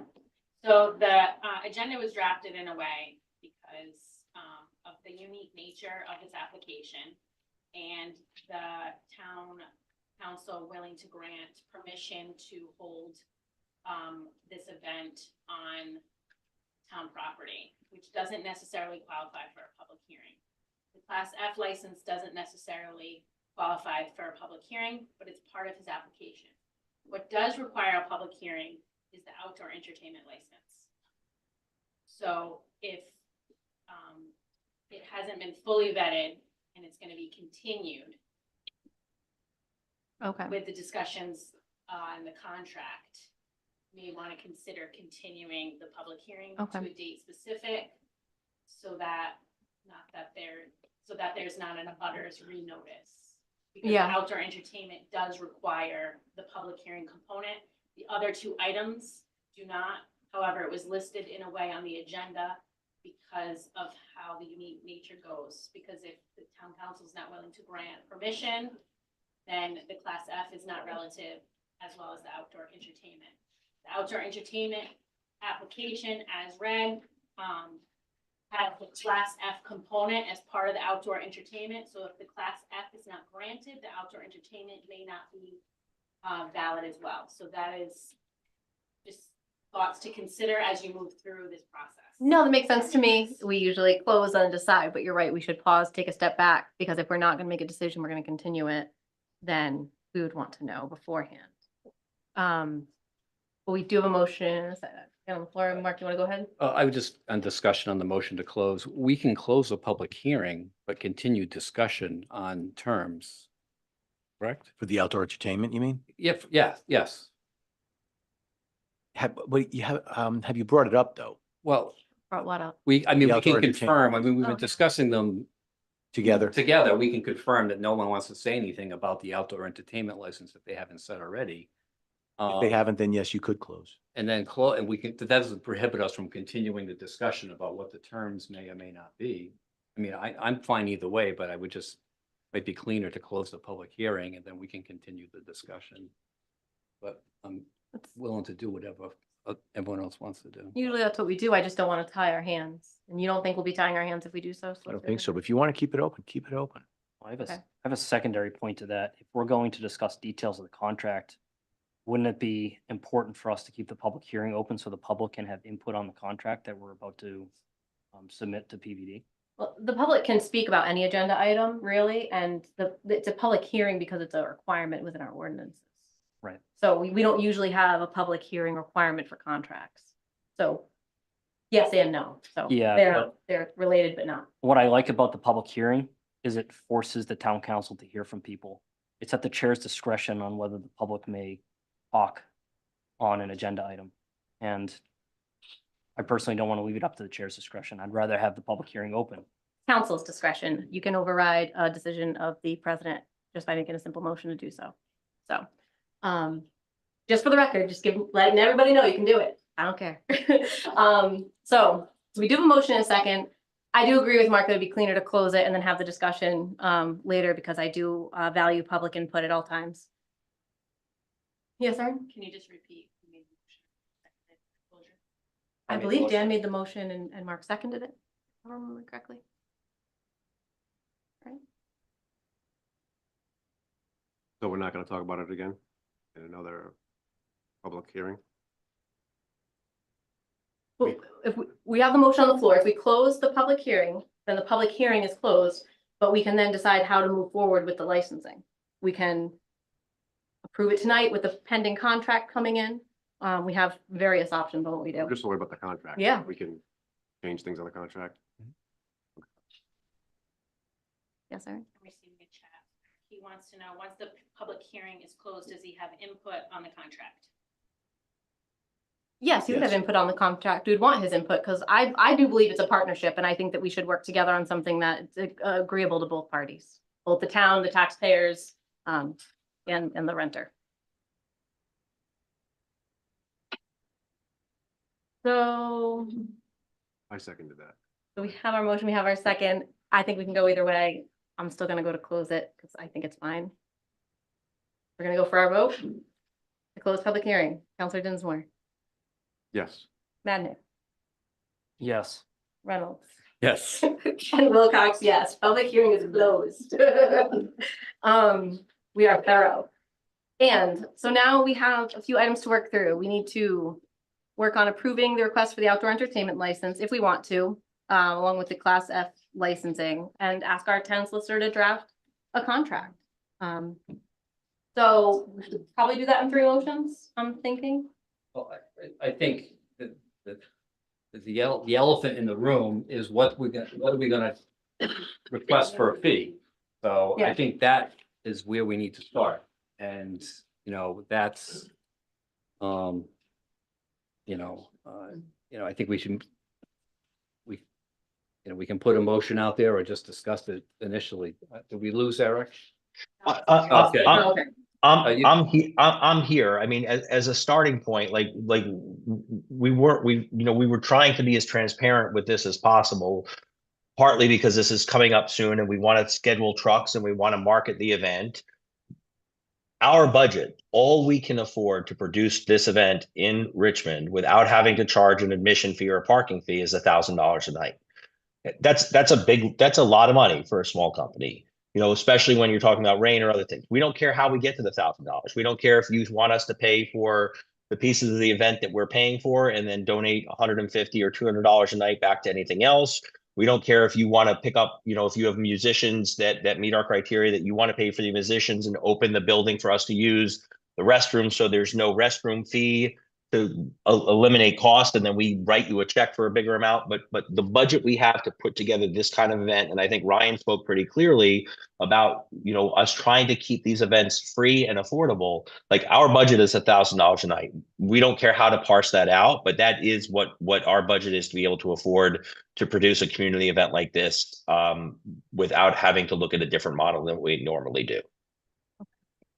Awesome. So when I'm looking at the contract, or our ideas for a contract, is I kind of agree with the point that Mark had said a few times. I believe I said earlier, I don't want to add a fee on a fee on a fee. I think it's cleaner just to have one fee. But then when I look at the breakdown that's included with our packet materials, we do have the outdoor entertainment license, the liquor license, the outdoor entertainment administrative fee, and notices to abutters. Those add up, so we do end up nickeling and diming. But in our contract, we should just have one flat fee that would then include everything that's not included with the licensing portion of it, which would be the police detail, trash DPW support. I think that's actually it for the town. It would be those 2 things aside from the licensings that were already handled. So our flat fee, if we're going to go that route, would just be for the 3 police detail and the town support. What do you think, Mark? That's not what I was thinking. Oh, then I misunderstood. Okay. And I'm just gonna put it out there just so we can get, so I'll make a motion that, or at least the council discussion, that the fee for each PVD food truck event be $350. And he would still be responsible for porta johns, police details, all the other things that he's been responsible for in the past. He will continue to be responsible for. Where I get that number from is 2 ways. One is, I think from my own experience, kind of the going rate of renting a place. Like, for instance, when Pasquale was in business, they were renting it for $500 an event. You get porta johns, you get parking, you get the facility.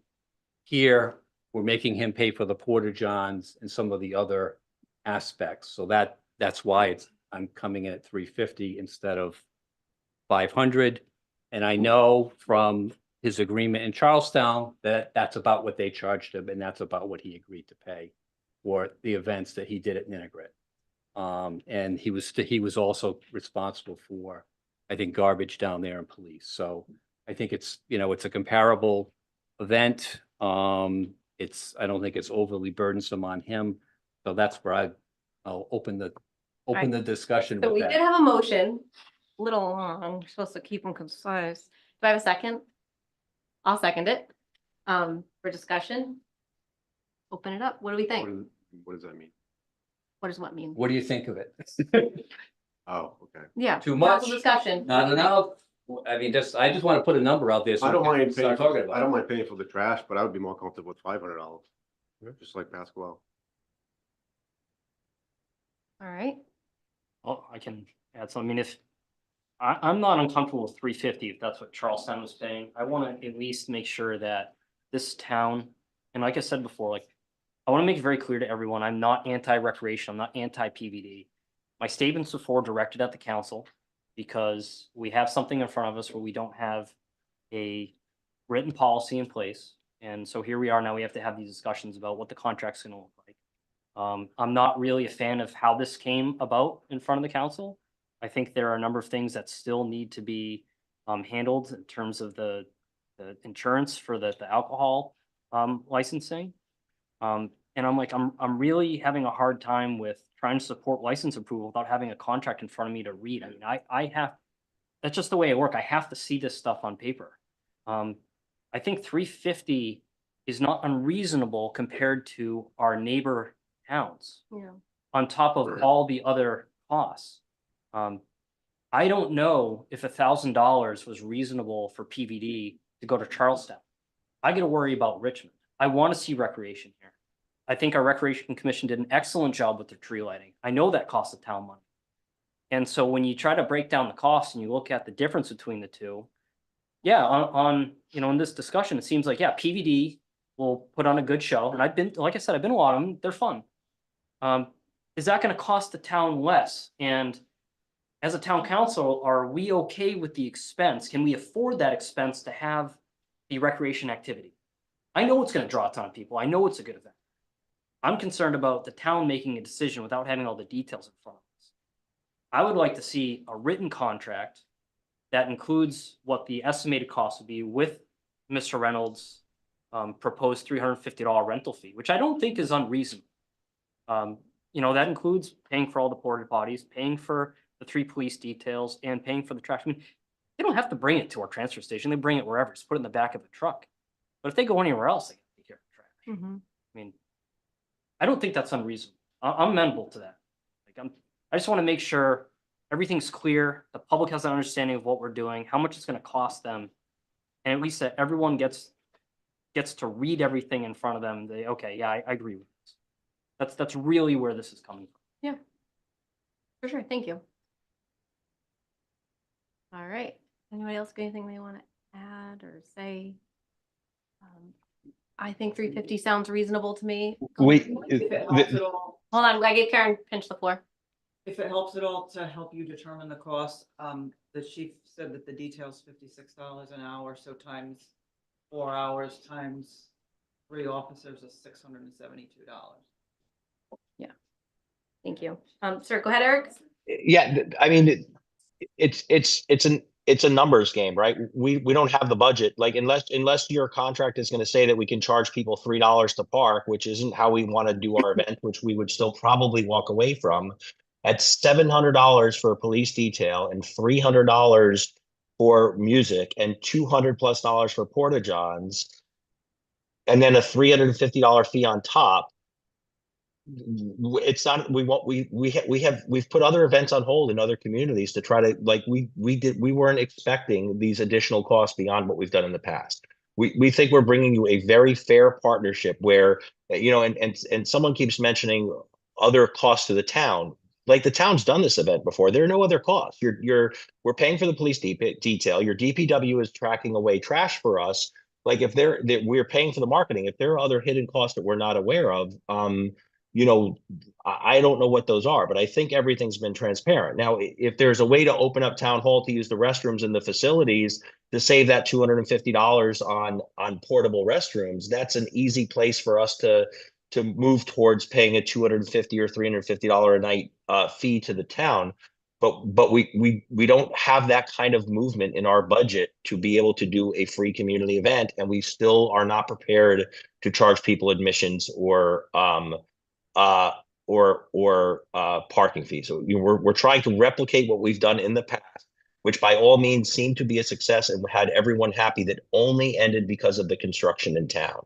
So from our standpoint, we're not exactly sure what's different than 2022, And I don't think that we're in a position where we want to take the time or the energy to walk you through every piece of Charlestown or Pasquale on why the 350 to 500 or 350 to 350 isn't apples to oranges. We're asking you to update the terms from 2022 to repeat that arrangement. You know, that's what we are willing and able to commit to tonight. And we're, you know, and again, we have $150 or so budget there. We're happy to give you $150 an event.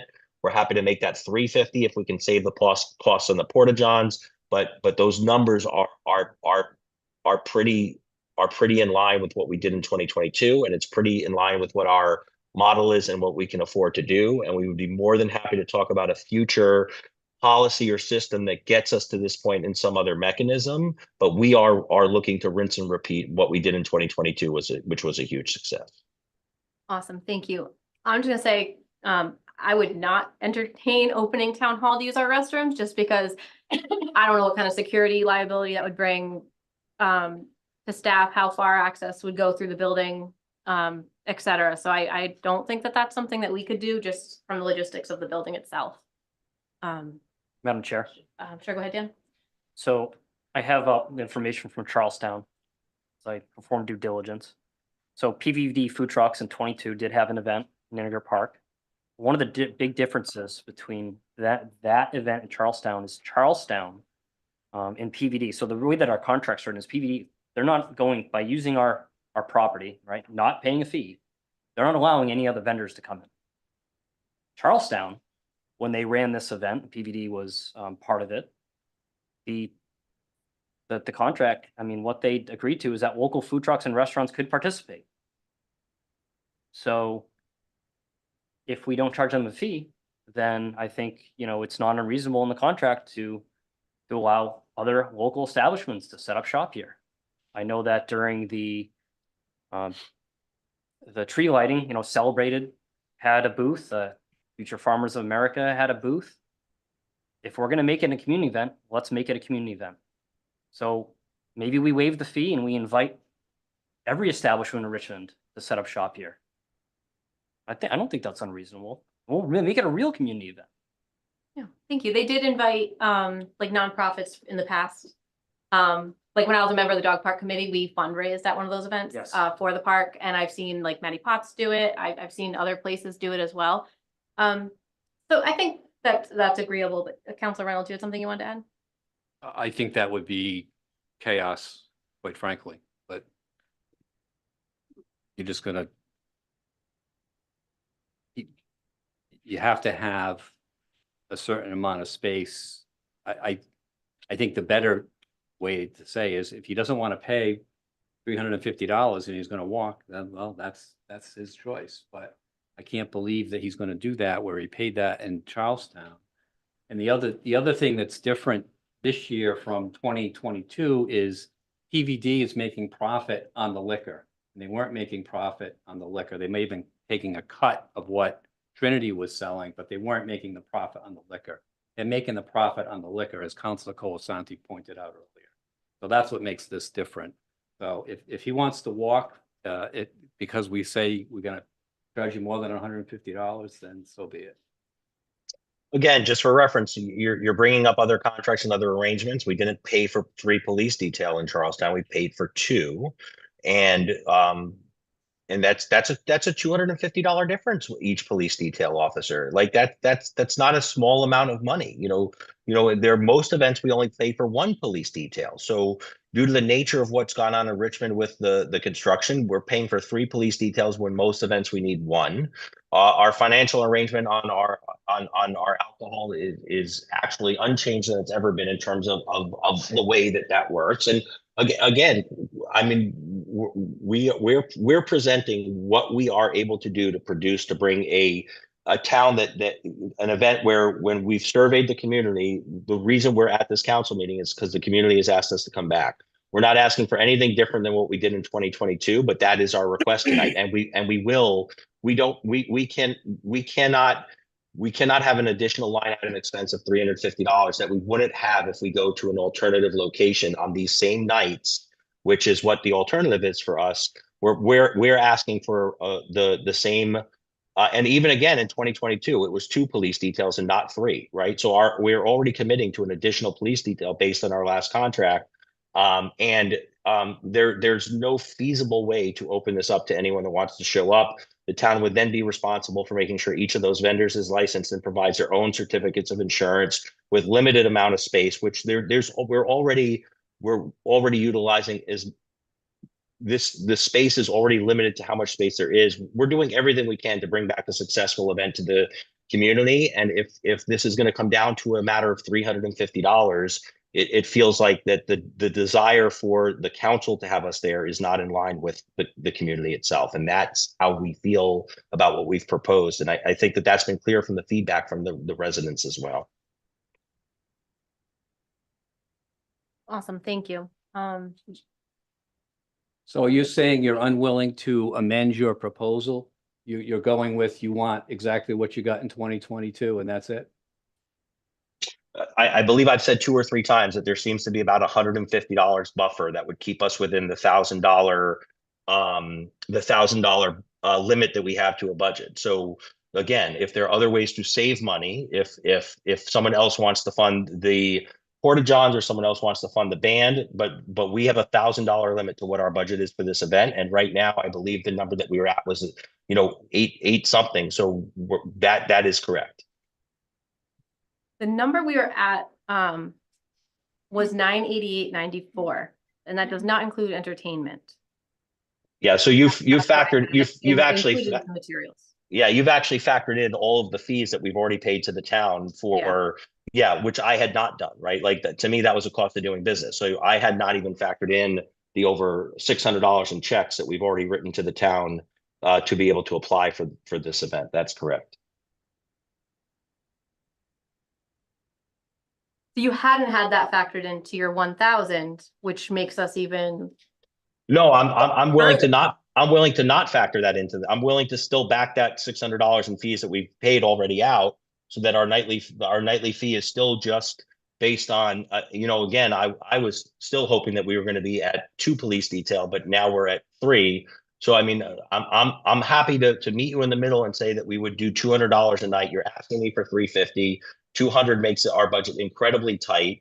And I feel like the rest of the terms of what we did in 2022 are fair and reasonable. And if that's the compromise that we need to do to get there, I'm happy to land there so that we can move on to the rest of your agenda. You're happy to land at 250? 200. Oh, 200, sorry. Because I do feel like we are trying to compromise. We are trying to work with you. I have one counselor here who wants to go as high as 500. And other counselors who I don't know have said too much at all. So if we're going from where you want, which is no fee, to the maximum a counselor wants at the table, 500, then 350 or 300 is really close into the middle there. So I feel like it is a compromise, and that way our town can get the support they need. We can fund a little bit into the rec commission, how we need to, and I don't know, go from there. But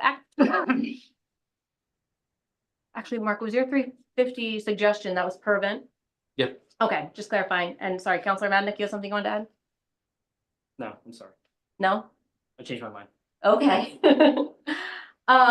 So I stand where I am, where I think it is a fair compromise for us to all kind of move forward in the partnership together. What do you think, Councilor Dinsmore? What was your compromise again?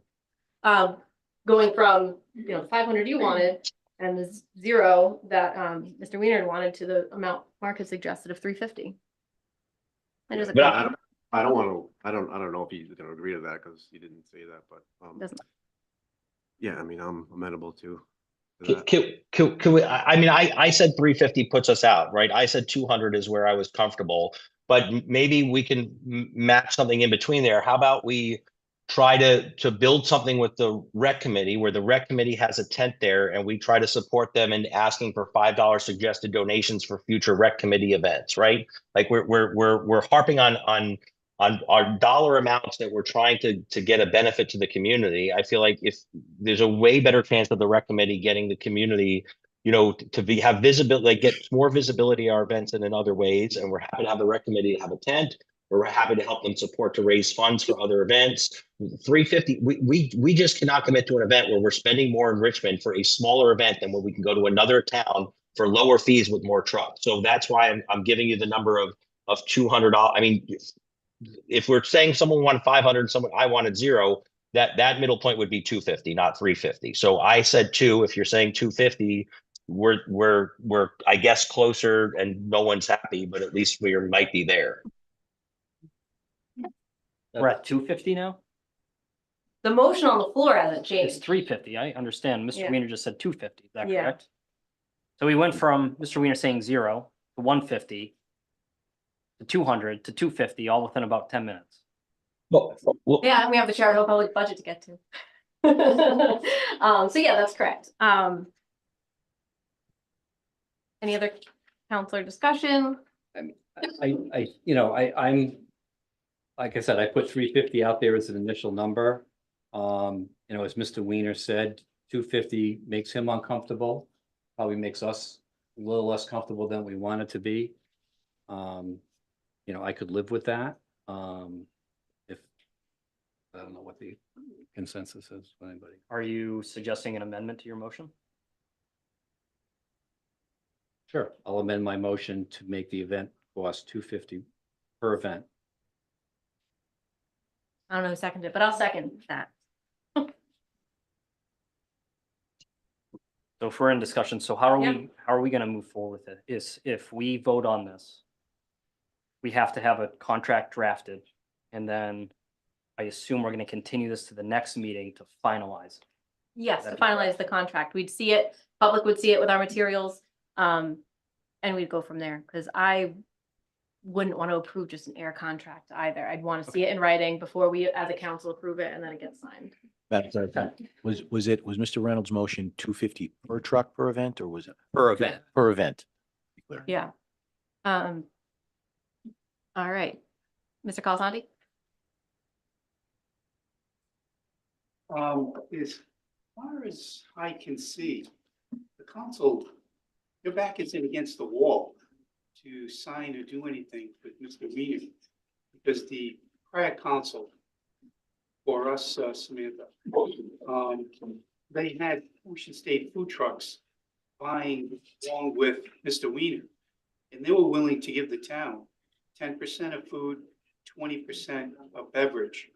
I don't know how it came about where Mr. Weiner got the contract without paying a percentage. So, like I said, the council, your back isn't against the wall. You can pick up the phone and you can inquire with Ocean State, see if they're still interested.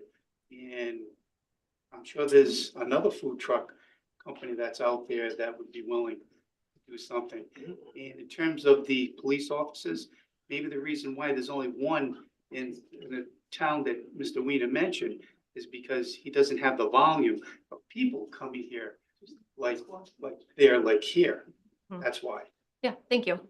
There's a lot of factors that go into the police detail. One of the reasons that it changed from 2 to 3 really just has to do with the new layout with the rotary too. So there's a lot of factors that go into various police detail. Madam Chair. Sure, go ahead, Dan. I just want to respond to Ms. Colasanti. So I think the proper way, and this is just my opinion on one member of the council and one resident, is I would have liked the Recreation Commission to take some action to determine if a food truck event would be viable in Richmond. And they're empowered to call different entities and discuss bringing a food truck event to Richmond and what that would entail, and then bringing that in front of the council.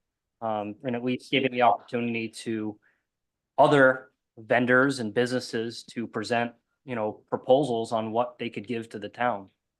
As I said before, I'm a little bit disturbed by how this came to us.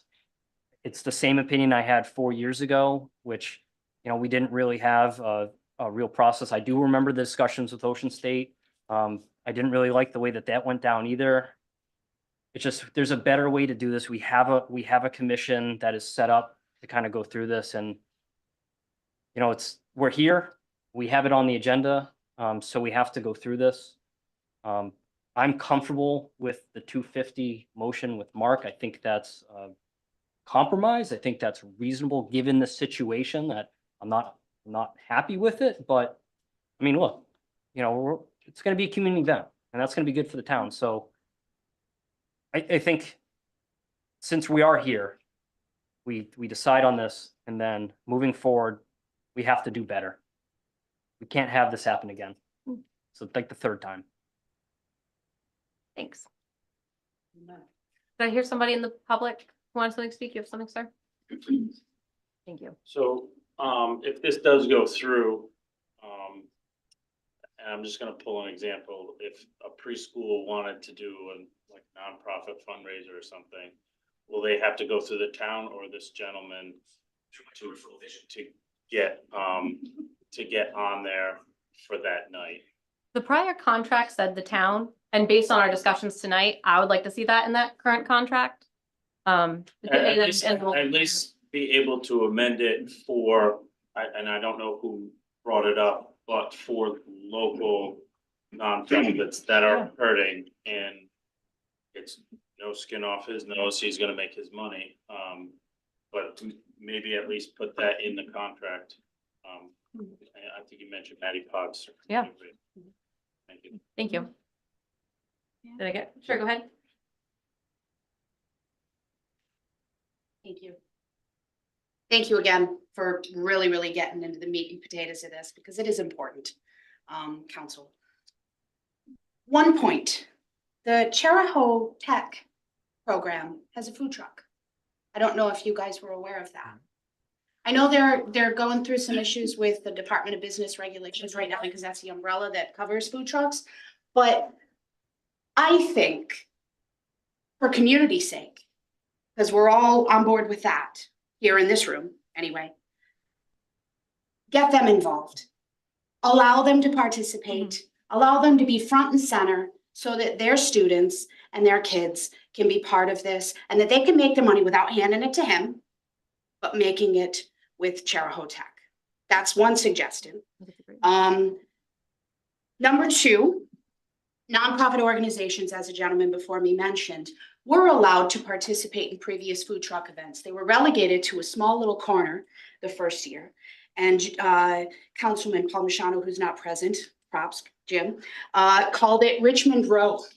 And he facilitated that entire thing to happen during that first COVID year, where we were all masked and we had to be in lines. It was such an awful time, but it was a wonderful event that did bring the community together. So I will say that.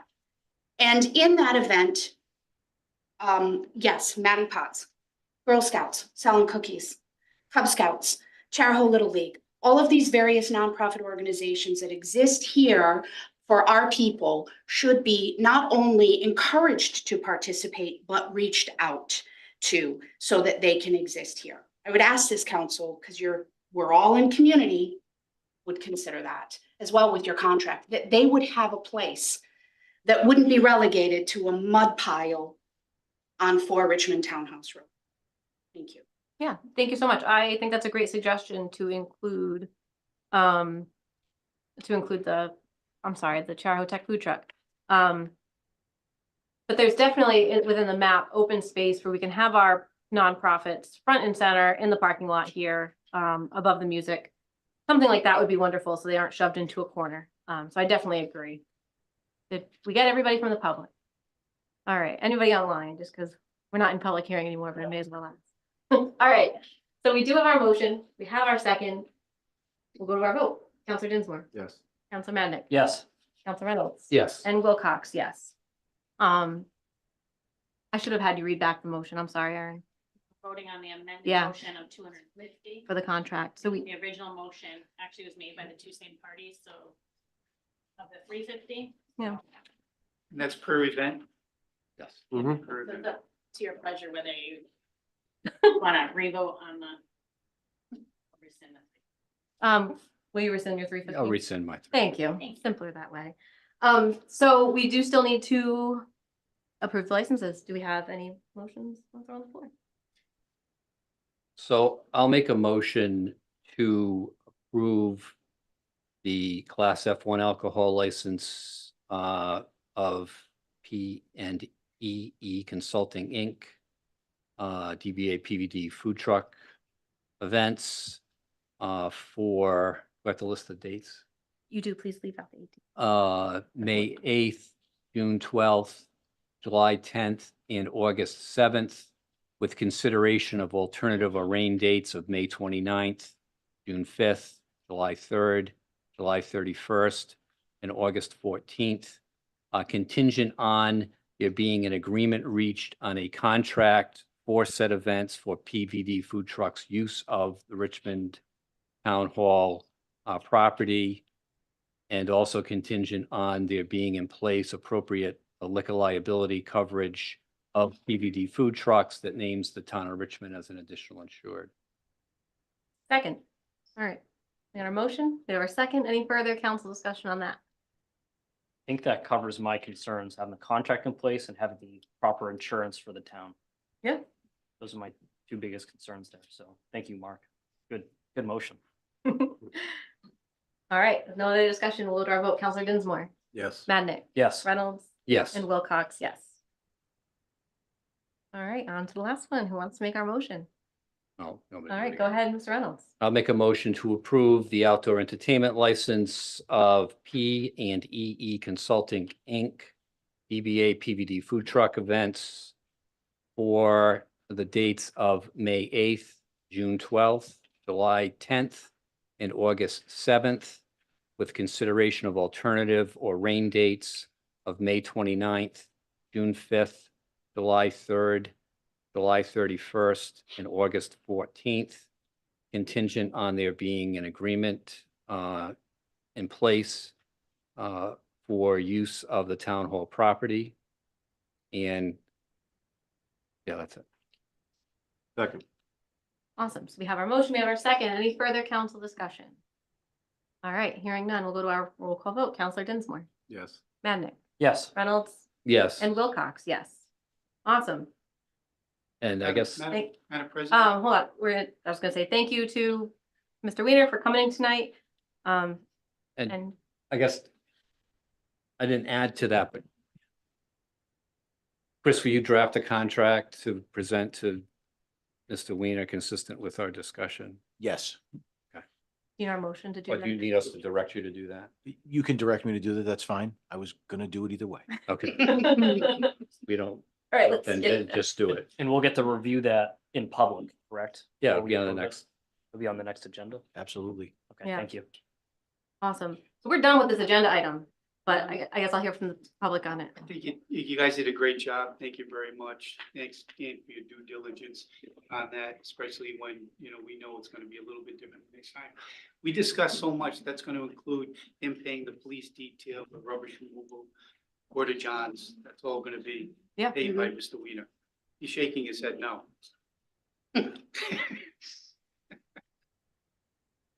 We'll see the contract and we'll go from there. Thank you. Why did she go? No. Yeah, we figured that out. Okay. All right, so on to a new house. Wait. Oh, I'm sorry. No, There isn't what did we do? we need to revisit the use of the town land. The first motion was a $350 fee. So And we went into approving this class F and then the outdoor entertainment, but there should be So contents on land. I'll make a motion that we continue the discussion of the final contract on the use of the Richmond Town Hall property for the PVD food truck events to next Yeah. agenda, next meeting, or The next meeting, which is, is that enough time for you? absolutely. Okay, March 18th. Second. all right, got our motion. We got our second. Go to our any council discussion. All right, go to our vote. Counselor Dinsmore, Yes. Madnick, Yes. Reynolds, Yes. and Wilcox, yes. All right, Good, Aaron. and I now go on to the new hire. You may. All right, we have discussion. He's been waiting patiently. Yeah. You want to go ahead, Karen? Sure. Sorry for the delay there. So I'm requesting that the council approve the hire of Nicholas Lenacree as the new EMA director. We had an interview committee of myself, Chief Barber, Chief Johnson, and Joe Arsenal, who's our former EMA director. We found a great candidate in Nick Lenacree, he's in the back corner there in Scott's chair. Oh, all right.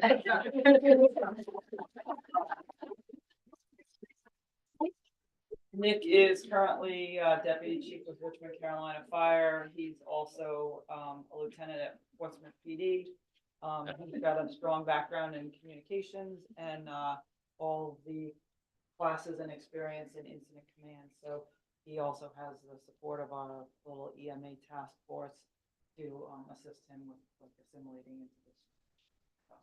If you wanted to stand up and wave. So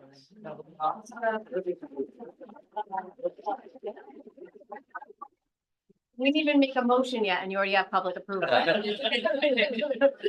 make it official then. Can I have a motion again? Motion to hire Nicholas Lenacree as EMA director. I'll second it. All right, so we got a motion, our second. Any council? Just, Chief, did you want to add anything? You were on the interview committee or no? You don't have to. I'm just giving you a chance. I'll echo what Karen said. I've had the privilege of knowing him in the community and knowing from counterparts and other parts of the state. He is second to none when it comes to getting engaged in the community, caring about the community, and his training and expertise is really excellent. Congratulations.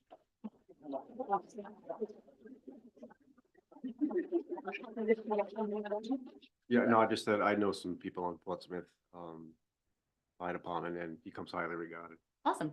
Yeah, Thank you. doing a great job. Thank you. I right, so- want to add one thing. I'm very pleased to see our own resident taking up this position. I think it's really important that we have someone who understands Richmond, knows what the hazards that we face in this community. I know we've had good EMA directors, Scott Barber, Joe also know. Scott has also been very hands-on as well, so I apologize to Joe, but I find it great that we have someone who knows this community, who lives literally right down the road. And when we do have hazards that we need to deal with, he's right there and he can work with everyone very closely and hand in hand. I'm very pleased. It's great. Awesome. So we'll go to our roll call vote. Counselor Dinsmore. Yes. Madnick. Yes. Reynolds. Yes. And Wilcox, yes. Thank you so much. All right. Congratulations, Nick. One more.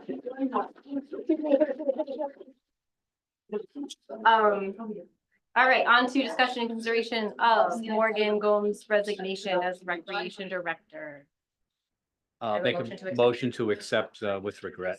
All right, second. Second. We got our motion and our second, yeah. You're asking for a second. I I'm did- I sorry. switch it up. Any council? I'll get a hold on a sec.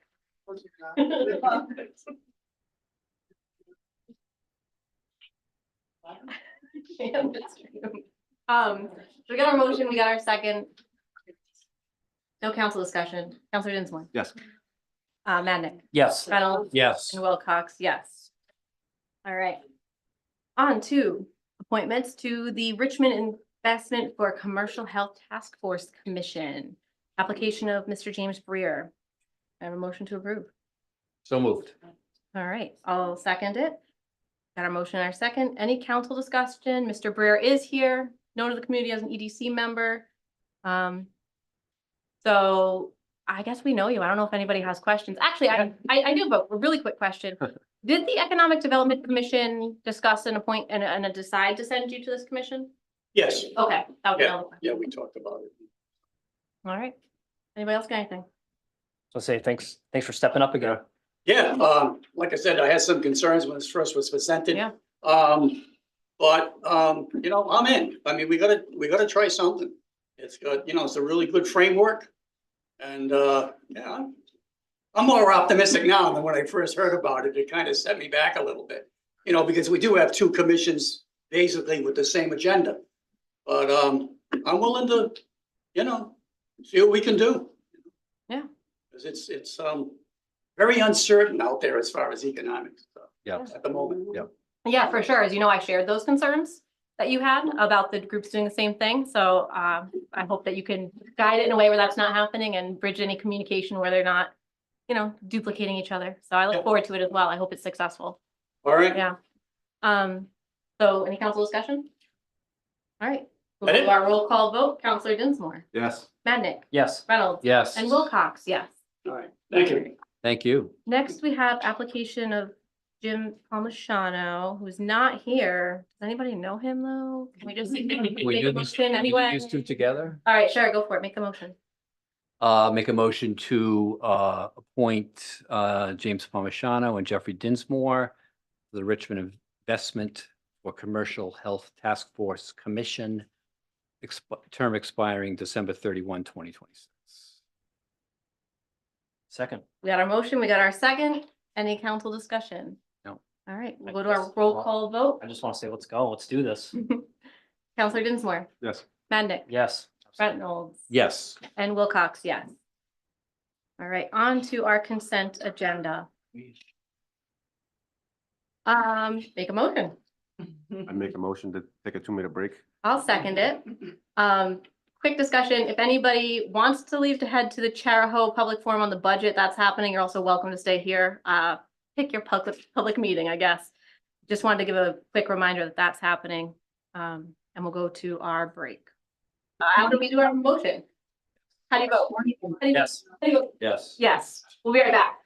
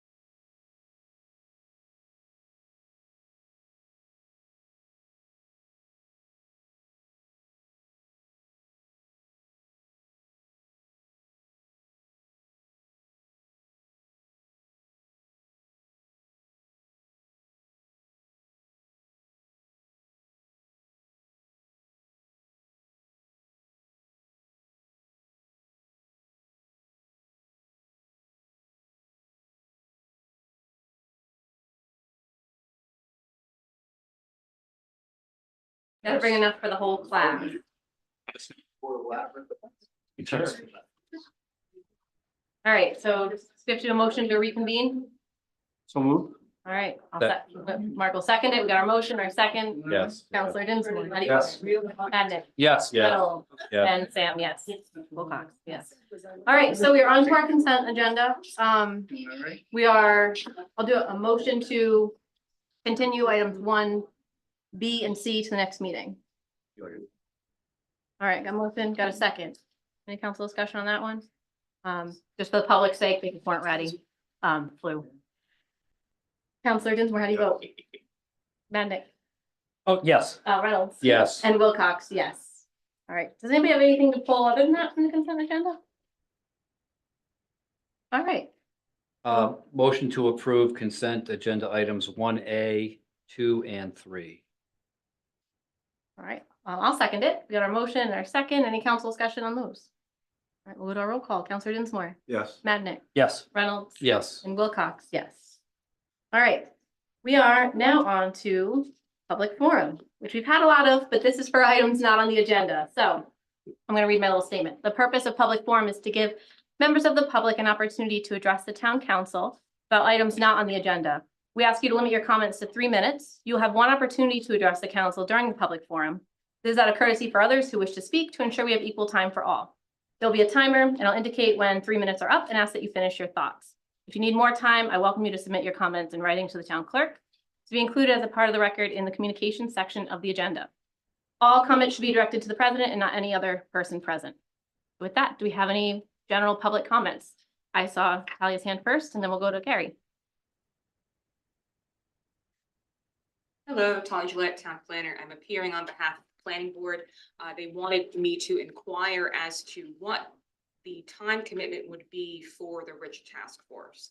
I put it on their most recent agenda, and they were very interested in this opportunity, but many of them also serve on other boards and commissions. So I told them I don't really have a sense of how often they would be meeting or what time they would be meeting. So I asked if they would like me to come to a council meeting to inquire, and that's what I'm doing now. So I don't know if you necessarily have the answer at this point in time, but if that information could be communicated to myself so I can then distribute it to the planning board, that would be appreciated. Again, they're very interested, but they just, many of them have other commitments. Yeah. Many of them work full time. Many of them are on other boards and commissions, and we do meet twice a month.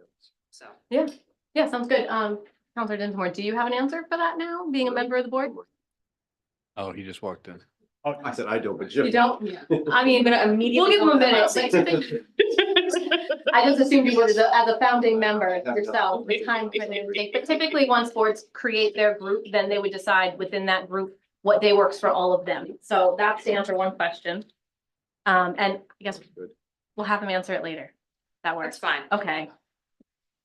Go ahead, Gary.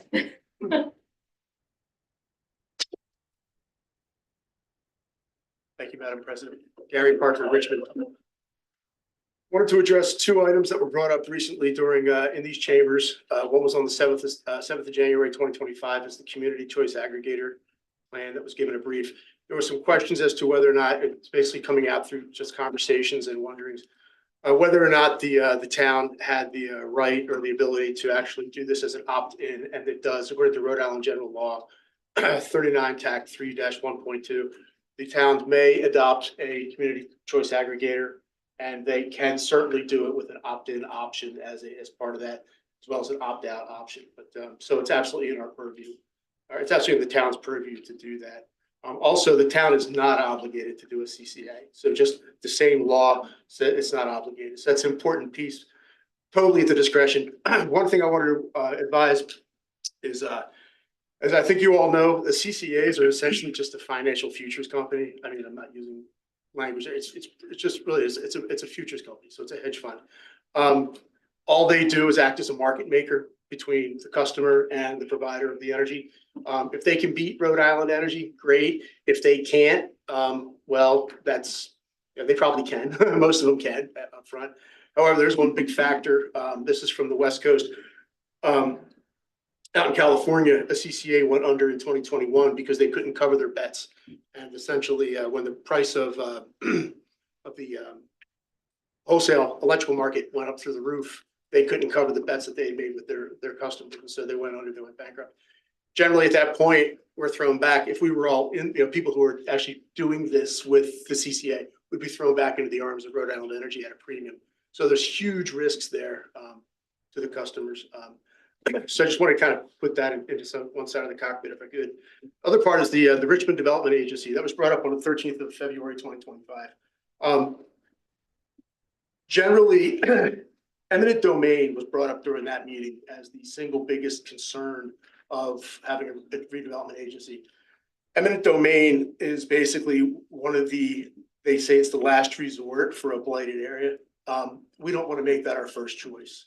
If an eminent domain, if we wanted to have a Richmond Development Agency without eminent domain power, that might be a reasonable option, a reasonable compromise. But eminent domain is if you just read the literature on that, whether it's academic or reporting throughout the last, since basically the Transcontinental Railroad, you look into that and it is like 99% failure. Most of it actually winds up blighted. In fact, in the Kilo case, place didn't get developed for 20 years. So it's really fraught with risk. It really sets, in my perspective as an analyst as well as a resident, it sets the wrong tone completely. Makes it look like the town is willing to expropriate in the name of progress, and that's not a good way to go. So, and there is a lot of literature that says actually once places start getting designated and targeted as blighted or for eminent domain, property values not just go through the floor for the people that are being targeted, but for the neighbors as well. All right, that's the 3-minute time. That's okay. Sorry. Thank you for that. Time has gone off. Oh, taken care of. Thanks so much. Yeah, thank you. Thank you. Yep. Anybody else from the public? All right, on to report. Oh, I'm sorry. Go ahead, Mr. Mayor.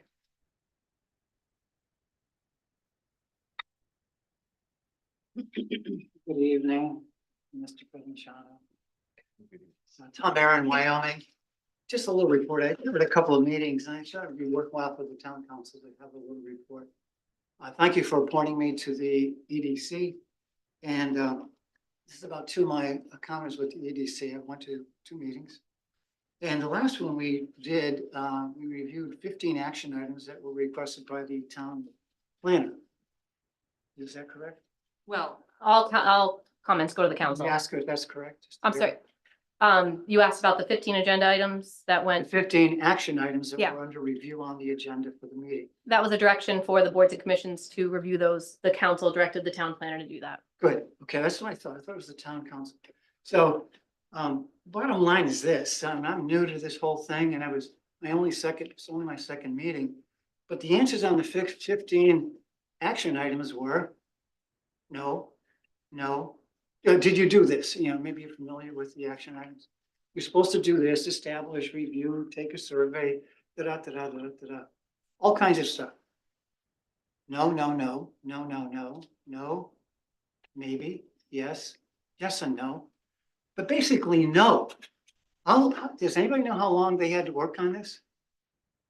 That plan was approved in late 2021, I believe, around that time. 2022. So they've had 3 years, they've done essentially nothing. Okay, and in the discussion, this is very frustrating and disappointing to say the least. And Mr. Parmigiano's been on that committee, I know. So maybe it was different with him, but no. And then it was, well, that's the town council's responsibility. Well, that's a good thing for the new task force. One line after another. And I was surprised. I mean, I don't know. Maybe those are good ideas. Maybe that's your job. And we can't do that. We don't have any authority. We don't have this. We don't have that. And I don't know. And then the big thing was, I don't have any time. I'm too tired. I can't do that. I have no, and all that. So anyway, I was discouraged to say the least. And I came away with 3 conclusions. 1, they haven't done anything. 2, they don't want to do anything. And 3, they're not going to do anything for economic development and except pass the buck. And at first I was wondering why Mr. Parmigiano came up with the task force idea. And I had some questions about that. But now I know why. And I think it's a great idea because, and in fact, I even said that to Jim. Sounds like, the EDC is not effective and it's not successful from your presentation. And so this task force is the hope, a lifeline by the town council to at least get something done. So that's my report, but I'd also like to, two things, two last things. One is, thanks for appointing me to this commission, but two, please accept my resignation. Thank you. Thank you. Aaron, just for formality, does he have to do that in writing to you? Okay, Mr. Mayor, just submit that resignation in writing to Aaron, the town clerk. Any other public comment? I saw Kyle Santi first and then the gentleman behind you. Good evening again.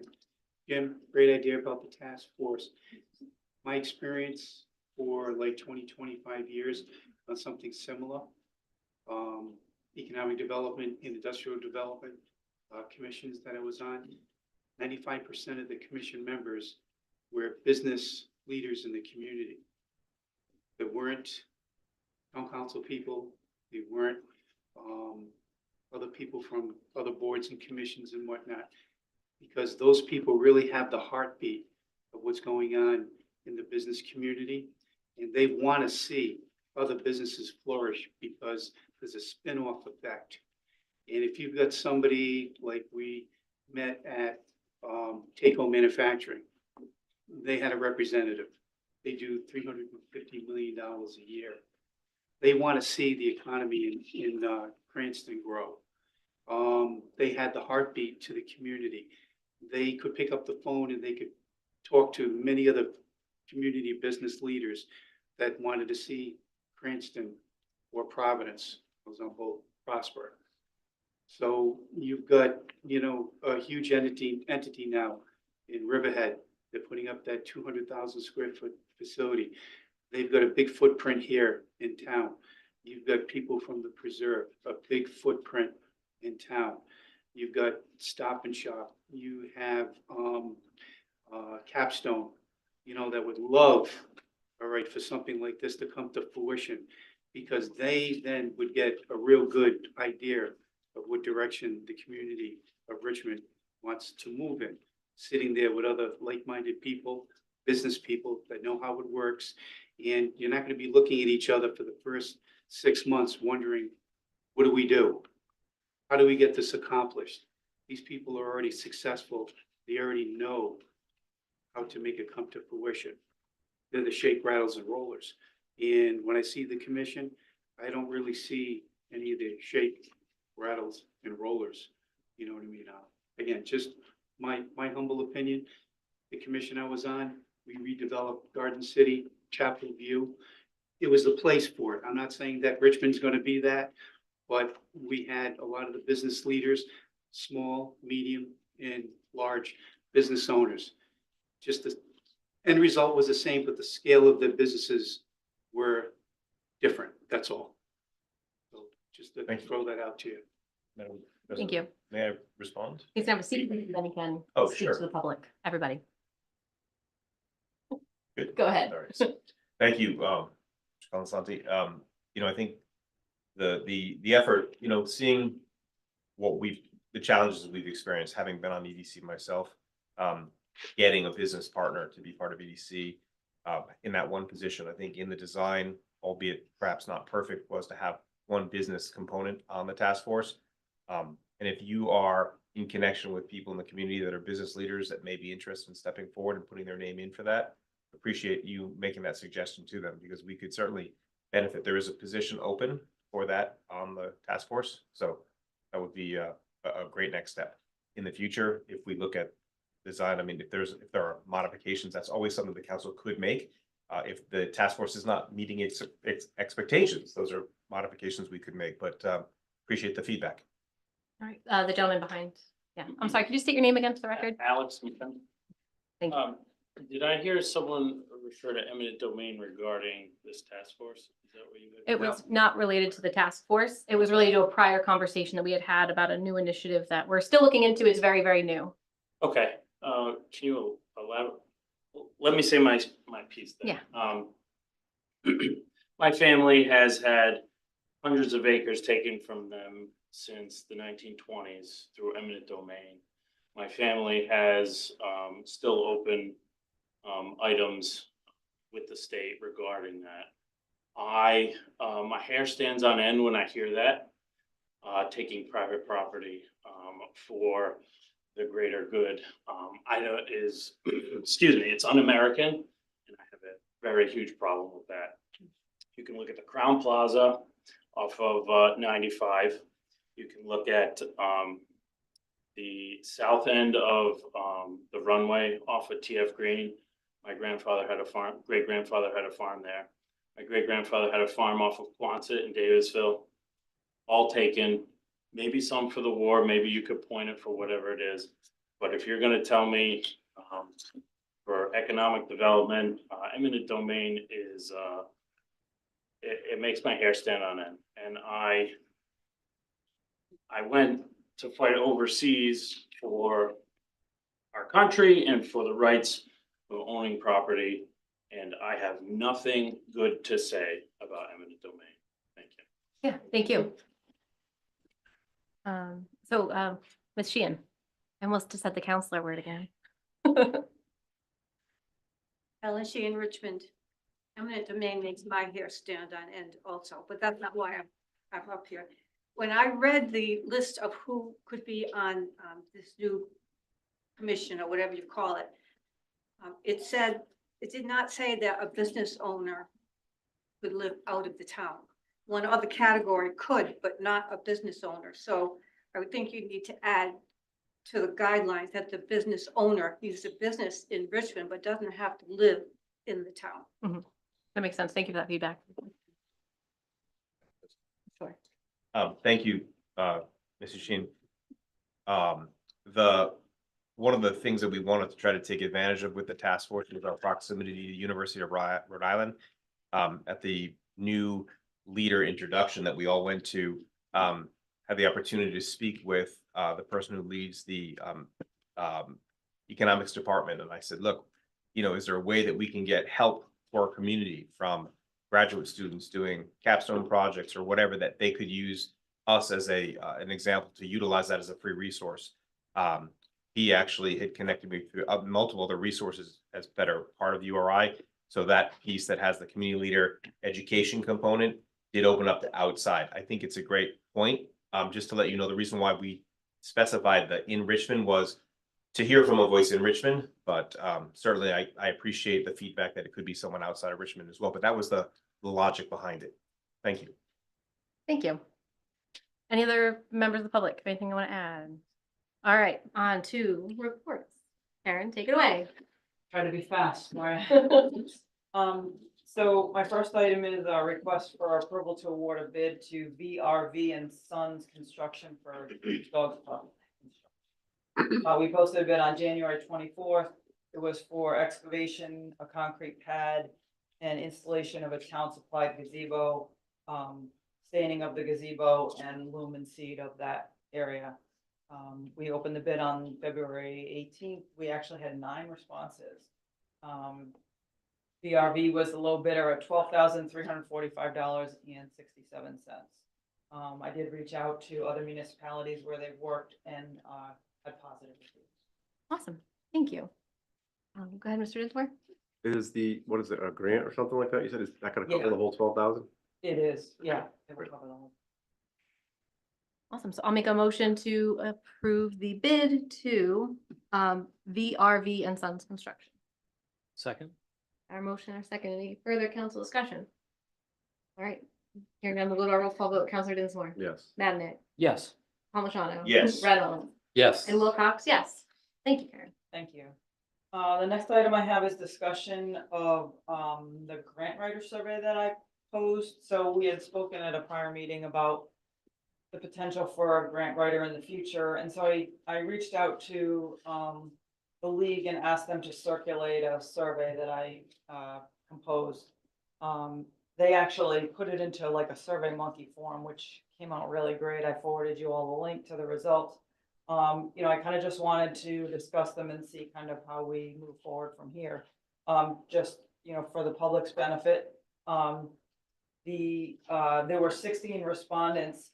9 had a grant writer and 7 did not. 7 responded that the person was a contract employee, and 2 said it was a in-house employee of the town. 6 of them were on a salaried basis and one on an hourly basis. All of them are required to seek out grants in addition to writing and managing grants. The majority of those who answered all said they pay $5,000 a month. And they almost all use the same consultant, Rosewood Consulting. So I was just looking for council input as to whether we include this in upcoming budget workshop, or I know it's, we're probably talking about a $60,000. Yeah, so I don't know if I CC'd you, maybe that's where it got into your mind, but I did send a list to Erin of a few things that I wanted to discuss within the budget workshop, things that some of which we've already been discussing, but things that will affect our budget, because I want to move forward with the grant writer position, but I feel like I don't have the full information without seeing the proposed budget. That's still in its process. The finance board just met like last week to have their first meeting. They have one more. And then I thought the best place to have this discussion would be during our first council budget workshop, because that way we can see the exact impact that this decision will have. But I'm open to other suggestions. I just threw it in there on my list because there were other items that I was putting on the list anyway. So does any other counselors have anything? Go ahead, Mr. Dinsmore. Just because they're paying $5,000 for this person, that doesn't mean that we have to, right? I mean, there's other. It doesn't, but my guess, and this is just a guess, because I have not spoken to anyone from Rosewood Consulting, but this is maybe their fee to work with the town, Yeah, but I'm sure it's somebody else. Maybe they have somebody that has like 30 years experience, something like that. Like we could seek out maybe somebody that has 20 years experience. Sure. That would cost Yeah. less, you know what I mean? Absolutely. Yeah. Yeah, I mean, if there are other people Right. out there in Rhode Island, and I don't know the answer to that yet. Anybody else? Yeah, Go ahead, Madam Dan. Chair. Yeah, so I mean, that's something I noted from the survey. I replied back to Karen, it's $5,000 a month. Question is, what's our return on investment? Let's say we go forward with 60 grand, which is a lot of money for this position. And we don't do something like what Mr. Dinsmore recommended, which is, a grant writer where their grants pay for their salary. I mean, I didn't see in the survey, but do we even know how much money they bring in to those entities, those towns?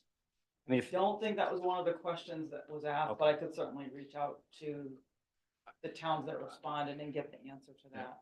And I can tell you, I Googled the name of the consultant and I found several articles from several municipalities where she had brought in millions of dollars. So if that's a way you can find out. You just Google her name, their name, and you'll get articles from the local paper. North Smithfield's one that comes to mind. Just to give you a sense, but I agree, it's a lot of money. We need to see if it's feasible. Can we do it in a less costly manner? But I think we need to include it as an option so we can see how it fits, if it fits at all. But during the budget workshop. And there's always almost always a match, right? So, Yeah. This is something I think we would have to maybe put in capital, X number of dollars per year towards grant matches. And then the grant writer can usually incorporate a 10% administrative fee as well. So to some degree, if you get enough grants, it may pay for the grant writer, but you will You still have to have get the enough. match. Yeah. Go ahead, Jim. Yeah, I was just gonna say that, I think it's good to see it so that irrespective of whether they make a decision or not, see it as part of the whole budget package. I also think that, if there's a way, if we did decide that that's something that the expectation would be that grant writer would be bringing in equal or more to what we're actually paying out. So in the hiring process, even having a probationary period to evaluate their success could be something. That way you're not locked in and you have a clause that says, look, that at the 6-month mark, we're going to evaluate your performance based on even what's in the pipeline, because some of these turnaround times are longer, that you could evaluate it based on that. That way we have an out clause. Yeah, We makes could sense. certainly interview, prospective candidates to ask them, what have you brought in, or you put, or we. I was gonna say, we don't, Yeah. you do. Sorry, I was just, Go ahead. the goal is obviously to find new sources of revenue that aren't coming from the taxpayers, right? That's if there are still trees with any fruit on them, low hanging or not out there, let's grab it. For sure. Madam Chair. Sure, go ahead, Dan. My ad. So I just brought up an article Mark suggested I Google them. So this is an article that's from last year. Town of Lincoln, within 1 year, brought in $7.3 million in grants. And just to touch on some of these grants were, so 3 separate grants, around $425,000 for street beautification project for their main street. They brought in an additional $618,000 from RIDOT to expand the roadwork project and repave more streets. Well, that's a big topic of discussion. They brought in almost $1 million in multiple municipal resiliency grants towards stormwater infrastructure improvements. And we definitely need that for some of our flooding. So, I mean, it definitely seems like it's worthwhile to really check this out because, man, if this town got $7 million to work on ourselves, I mean, that would be a huge boon. I mean, all that, if we got some of that money for just the Wyoming area to beautify and other areas in this town, like, you know, Shannick and all, I mean, that's huge. For sure. So I mean, maybe there's, you know, part of it, we put a contingency in the contract says if you don't bring any grants, we don't pay you. Right? I mean, you can't pay someone for not bringing anything in, or, you know, there's some reduction proration on, you know, if you didn't bring anything in, then, you know, why would the town pay you? Yeah. I think though you're paying them for actually writing the grant. Writing, yeah, so Yeah. I mean, there's gotta. You could not pay them, but Yeah, that makes sense. So what you need from us is next steps and how you want us to move forward. Does anybody have any suggestion other than what I have suggested? Will you accept? Yeah, I'm gonna finish council discussion, then I'll go to the public. Sorry, I need your hands for a minute. I think short term, because we're about to consider the budget, it makes sense to just put some hypothetical numbers so we know what's doable. And then if we decide it's doable, then the next step would be doing a request for proposals to get some hopefully competitive proposals from, you know, independent contractors to do this. I think I think that's the route to go, is the independent contractor route. It'll be easier to terminate if we need to. We can make sure we have protection that way. We're not on the hook for, you know, benefits, and it's easier to do a trial period with an independent contractor than it is with an employee, obviously. But I think because we're about to consider the budget, we should at least consider hypothetical numbers. You know, we know what the number is that most people are paying, and hopefully we can get it for less, and then we can decide it's X dollars may fit into our budget, so let's go forward with a request for proposals. And if it's not this year, then maybe it's something we consider another time. Yeah. Awesome. All right. Seeing nobody else from public, go ahead, Ms. Carpenter. Yeah. Thank you. Nobody else from the public. I meant council. Thank you. Question. What kind of grants? What departments? For instance, and the reason why I ask is because we actively have an application period open for a recreation director, and one of the charges of the recreation director is to write grants. So what departments? so as far as recreation, all we really expect is we get state it's similar to whatever the state version is of an earmark, legislative grants. Yes, I'm very familiar. Yeah. Yeah, so as you know, we get money from Senator Morgan, we get money from Rep. Yes. Potter for recreation grants. We don't expect her to write any other grants Okay. for anything else. I mean, if she comes across something else for recreation, that's great, but I mean, I wouldn't really expect her to actually write anything other than the state legislative grants. The only reason I ask is because, as I said, it's part of the job description for this open application for the vacancy for the recreation director. So, and to your point, I love the idea of return on investment. I really love that, and I think taxpayers love that too. They want to see bang for their buck, and if there is a result, then absolutely applause all around. But if we're making a position that the people are going to vote on by referendum for a $60,000 position, you stated, Madam President, right? Nice. If there's not, I think you just threw that number. I'm not holding. It wasn't me, it was somebody else, but it was somebody. Not holding you to it, but the people of Richmond, I don't think would be so on board with a position that's not producing fruit. So that's Yeah. all I wanted to say. Yeah, for sure. That's why I kind of agree with what Jim had said, like having some kind of measurable mark for that. But even as Councilor Reynolds said, we can have it be a trial through an independent contractor. Just to offer clarity, when people are voting on the budget, they're voting on the budget as a whole, not specific line items. So when our budget goes to referendum, they're not necessarily voting up or down the grant writer position, just to offer a They second. could vote it down clarity. for that very reason. Somebody could, for sure. Yeah. But we have no way of knowing why somebody's voting unless we did a survey. Go ahead, sir. I like the probationary idea to see if it's worth something. I think that's good thinking. My question is do grants come with stipulations? It depends on the grant. So some do, like Karen had mentioned a match. Some of them require a certain match that we have to provide, meaning the town has to put in Okay. a certain amount, but that can come through in-kind services. So even writing and administering the grant can be included as that.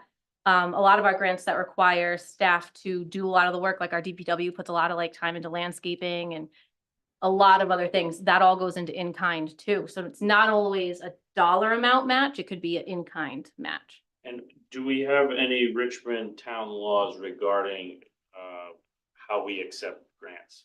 And before you answer, my idea is you take money from the feds, they want to do something. You take money from the state, they want you to do something. Do we have any laws to protect or to bumper us through our grant writing in the future to prevent the direction that the people of Richmond want it to go and keep it that way? So do we have anything on the books regarding that? Grant applications are approved by council first. I know that. Okay. And they would align with the vision of the town. They would align with anything in our comp plan and anything in our ordinances. Right. We wouldn't put out a grant for something that we wouldn't need at all. So like, I think when people think of grants, it's like, oh, great, we're getting money. So we can do great things. And, you know, when you say $7 million to help us improve ourselves, I think that's awesome. But I think what we need to remember is that what does the fine print say in each different grant?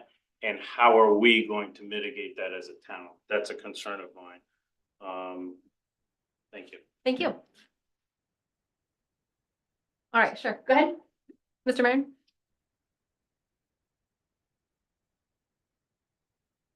Tom Aaron, Wyoming. Thank you again.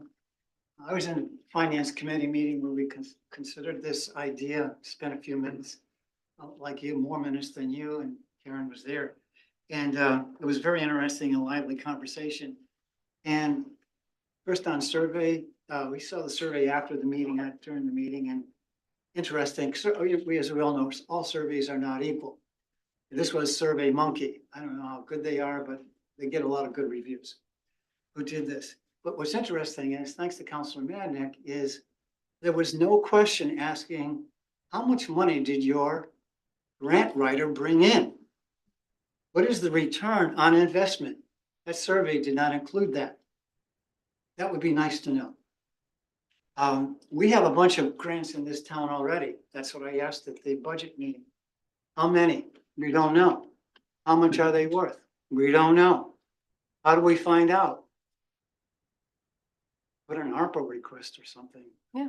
That's the only way. I'm on the finance committee. I can't even get that information. The town administrator did not know how many Point of order. grants. Sorry, Karen, just let him finish, please. Did not know how much they were worth. We're shooting in the dark. So that's my impression. That was just the impression that came across.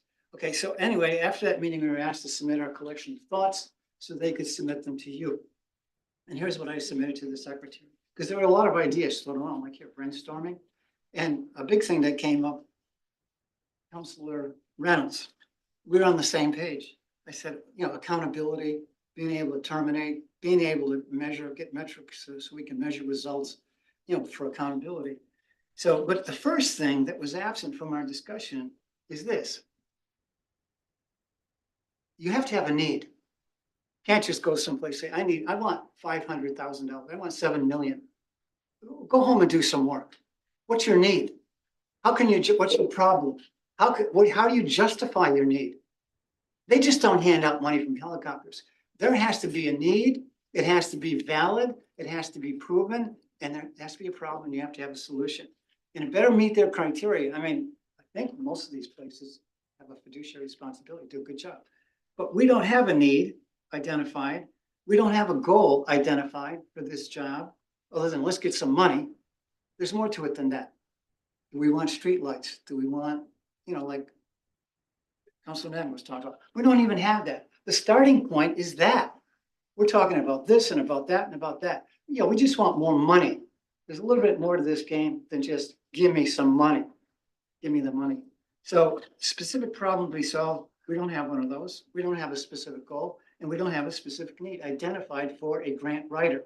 Some grant writers do infrastructure. Some grant writers do education, obviously. Some grant writers do sanitation facilities.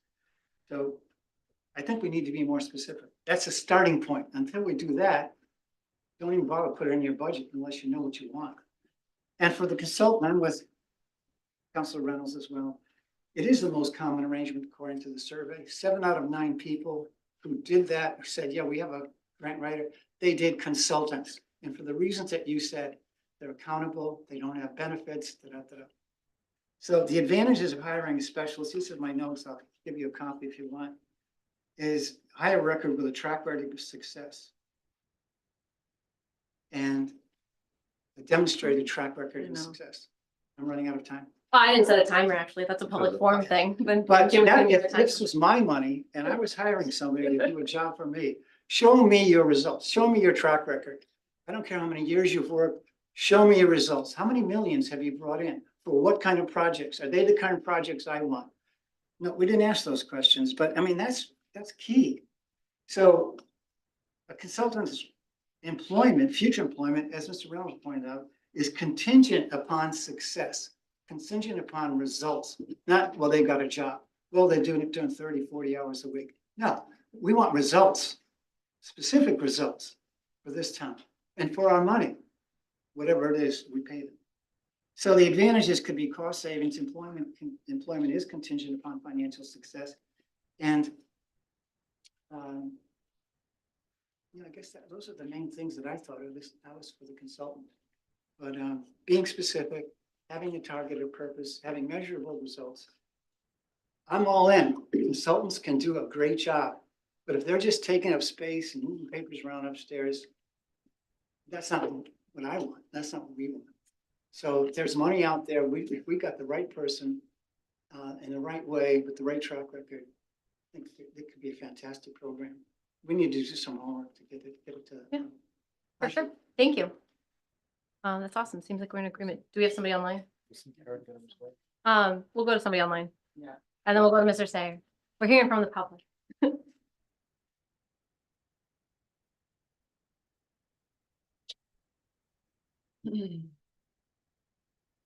Laura, you should have permissions. Yes, good evening. This is Laura Rieger from Carolina, Rhode Island. I'm also a member of the Finance Board. And I would first like to say that I think Mr. Marin is totally out of line to be bringing up the subject of something that was at a Finance Board meeting that we have not yet even gone back and discussed the minutes on, although he's tried to tell me what to put in the minutes and what to include and what to do. Second of all, his accusation that we don't know what we want is really not accurate, since if there's anybody in town who probably knows what we want, it's probably Karen Pinch, since she's been here for 10 years, listening to everybody from every side and what they want. Mr. Marin, you've been around for a couple of years.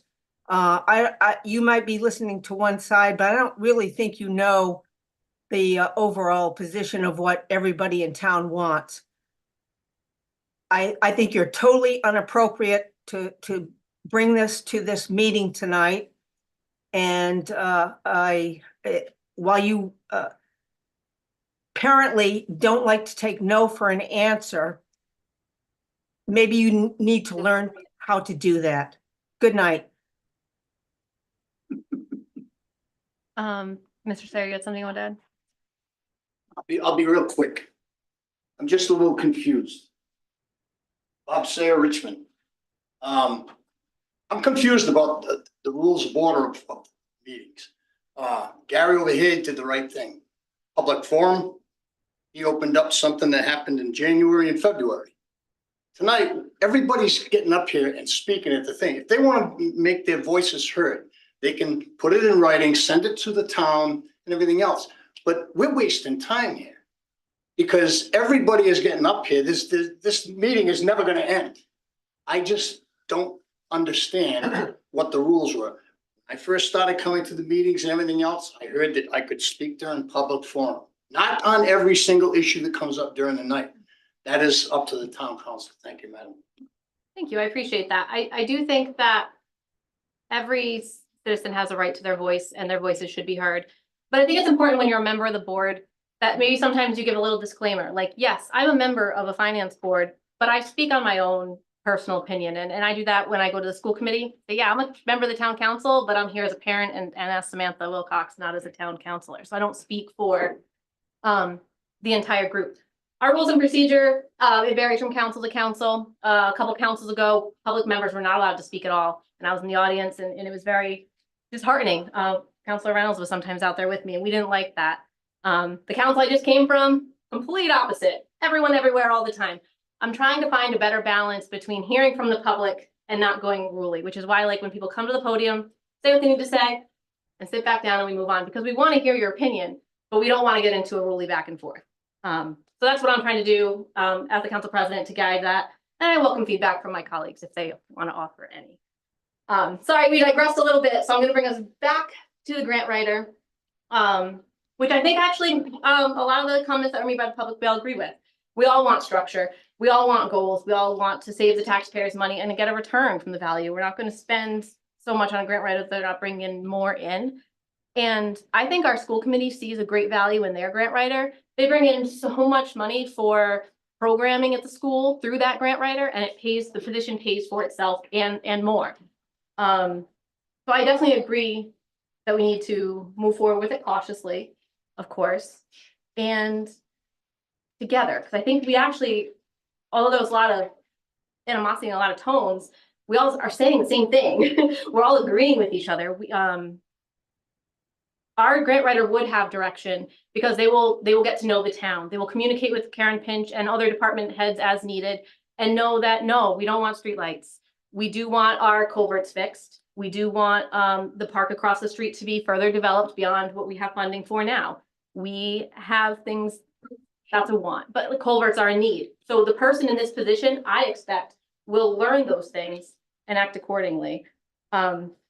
So I think we should move on to what council wants to do as far as next steps. I got two counselors over here. We'll go from Palmashano and then Mr. Dinsmore.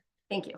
Thank you, Madam President. I was just going to say that one of the things that we hope to see with the task force as they identify their short, medium, and long-term goals is to identify projects. And within identifying those projects, we'd be looking at how we can fund or if we need to fund those creatively.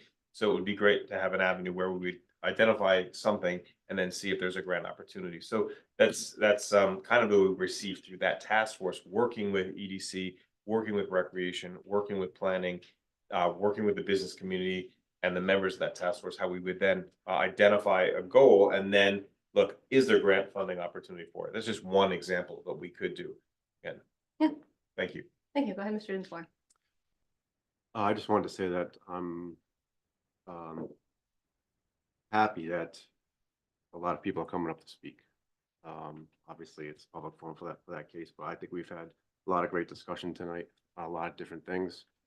I think we've gotten a lot of positive feedback for the stuff that we're doing, which is great.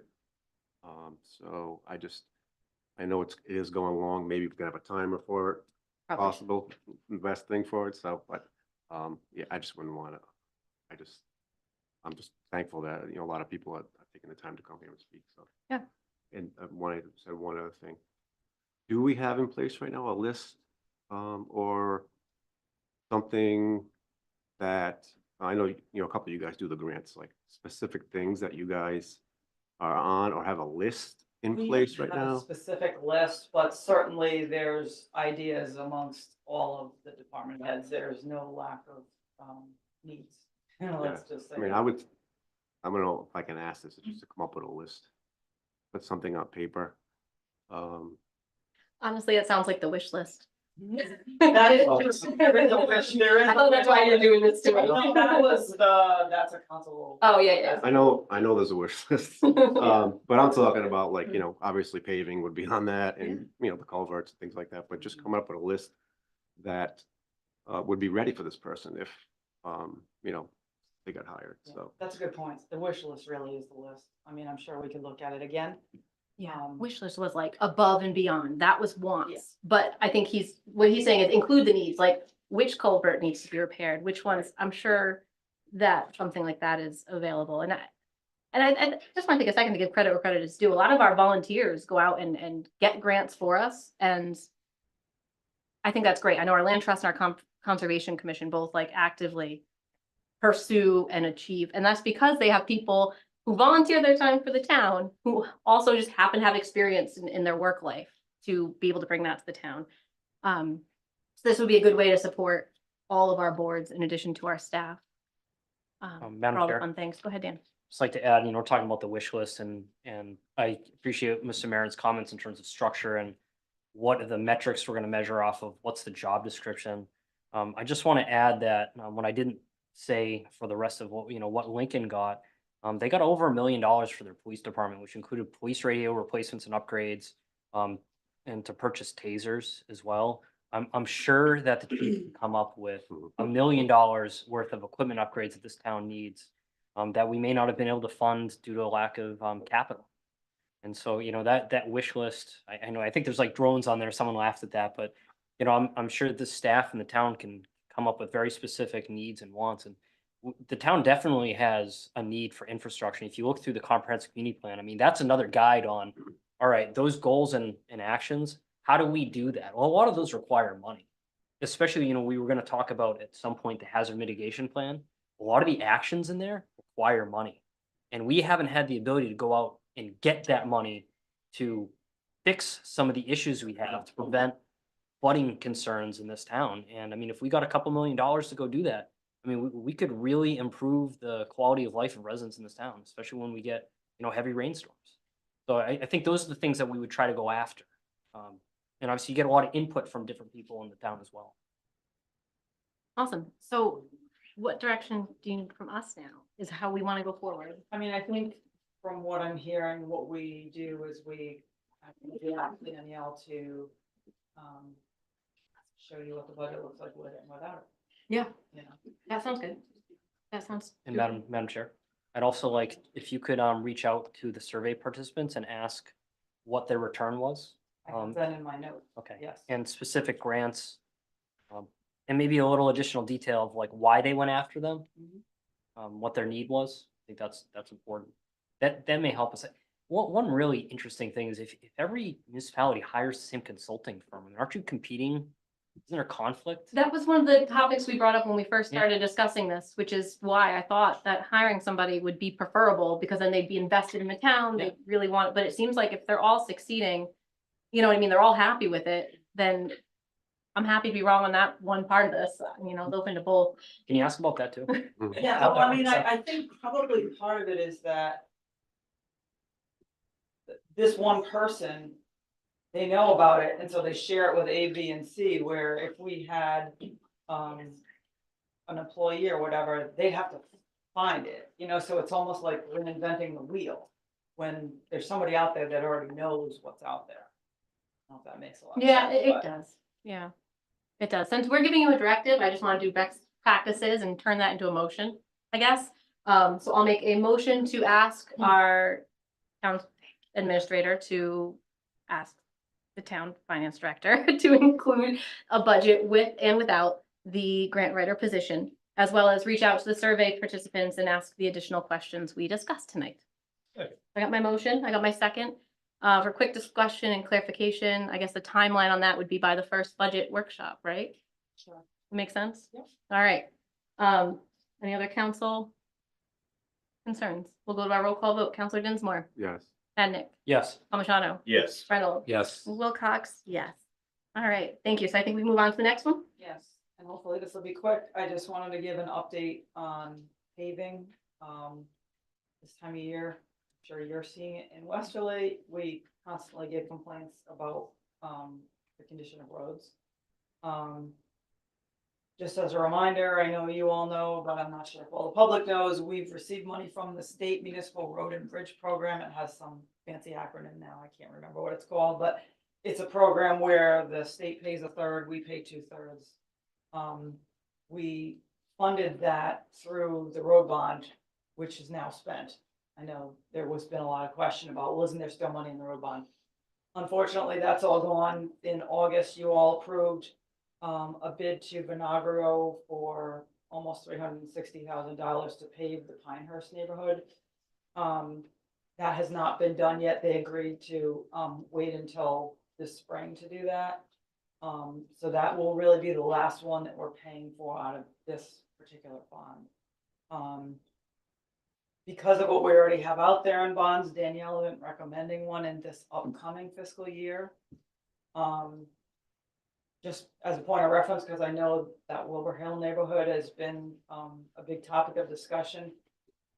That one's 1.5 miles, and based on the price that we got for the last one, I'm guessing that one's going to be around $500,000.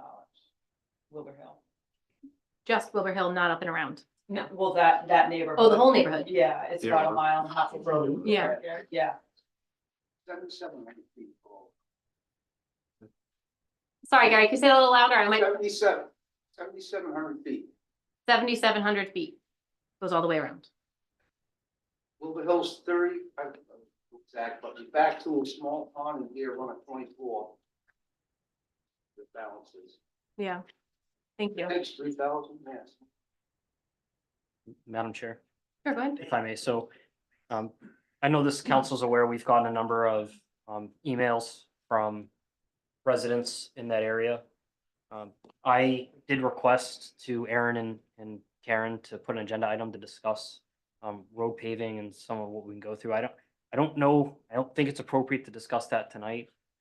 So I would like to, take this information and then talk more about it at a future meeting. Yeah. And really kind of see what our options are, because I went and I drove up Wilbur Hill. It's gnarly. Yeah. But there's, Old Mountain is gnarly. We've got a whole list of roads in Richmond that are just in horrendous disrepair. They haven't been paved in 30+ years. It's really difficult to decide which road gets paved with the limited budget we have. This goes back to grant writer. If we could get funding for more road paving projects, that would pay for itself. Yeah.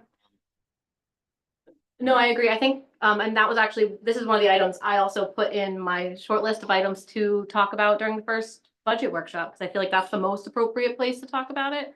Because we can see exactly how it's going to impact the budget. We can have the conversation with Danielle about the amount of bonds we have out right now.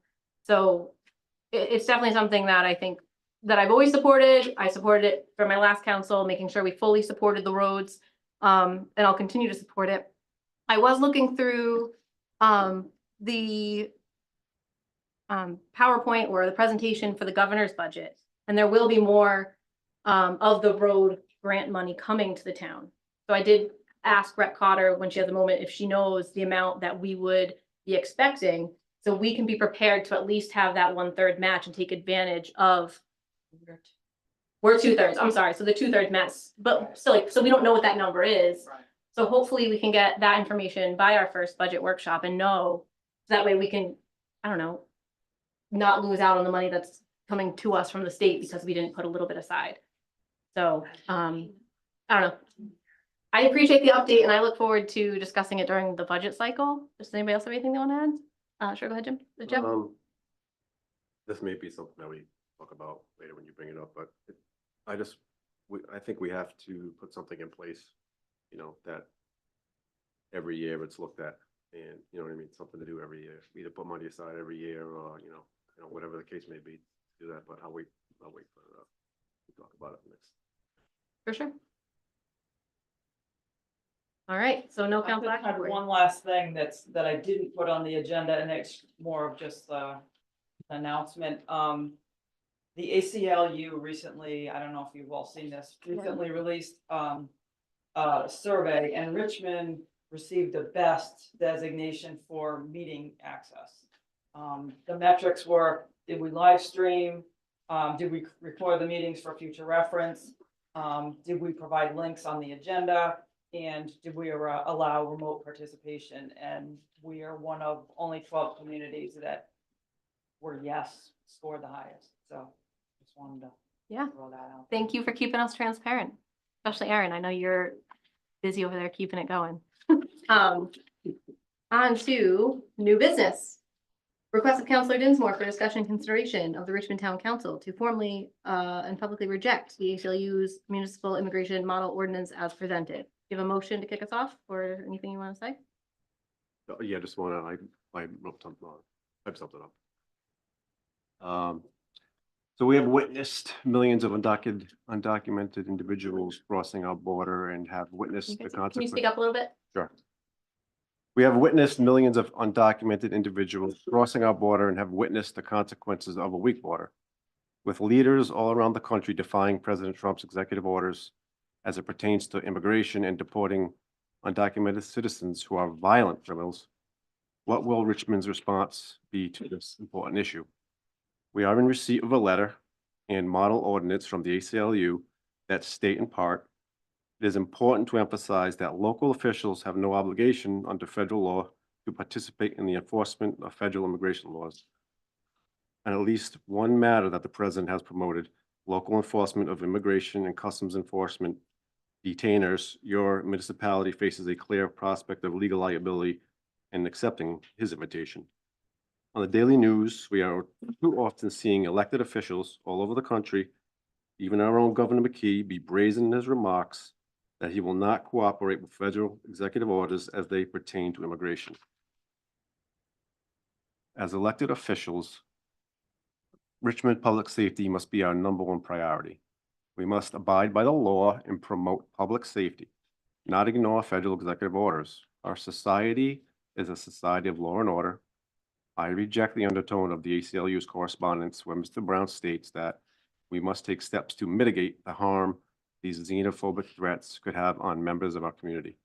The real threats are the crimes that violent undocumented aliens have perpetrated on United States citizens, and I hope that my fellow council members will join me in rejecting this model ordinance. Are we really at the point where we are asking our local law enforcement not to comply with the federal executive order? I welcome comment by my fellow councilors on this matter. Probably kick it off with a motion. Usually that's what we do for new business.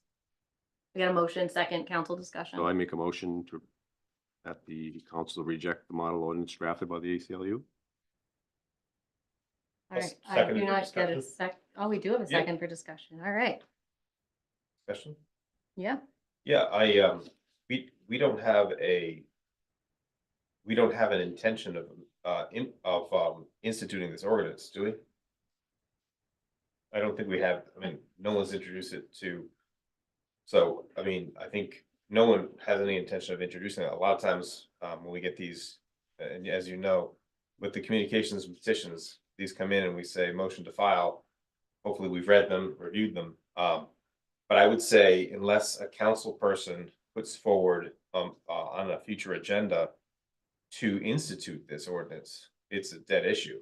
I mean, one of the things I think we reflect on as council people when we're sworn in, we're asked two major things to repeat. One is that we will uphold the charter of the town of Richmond, and two, that we will support the Constitution of the United States.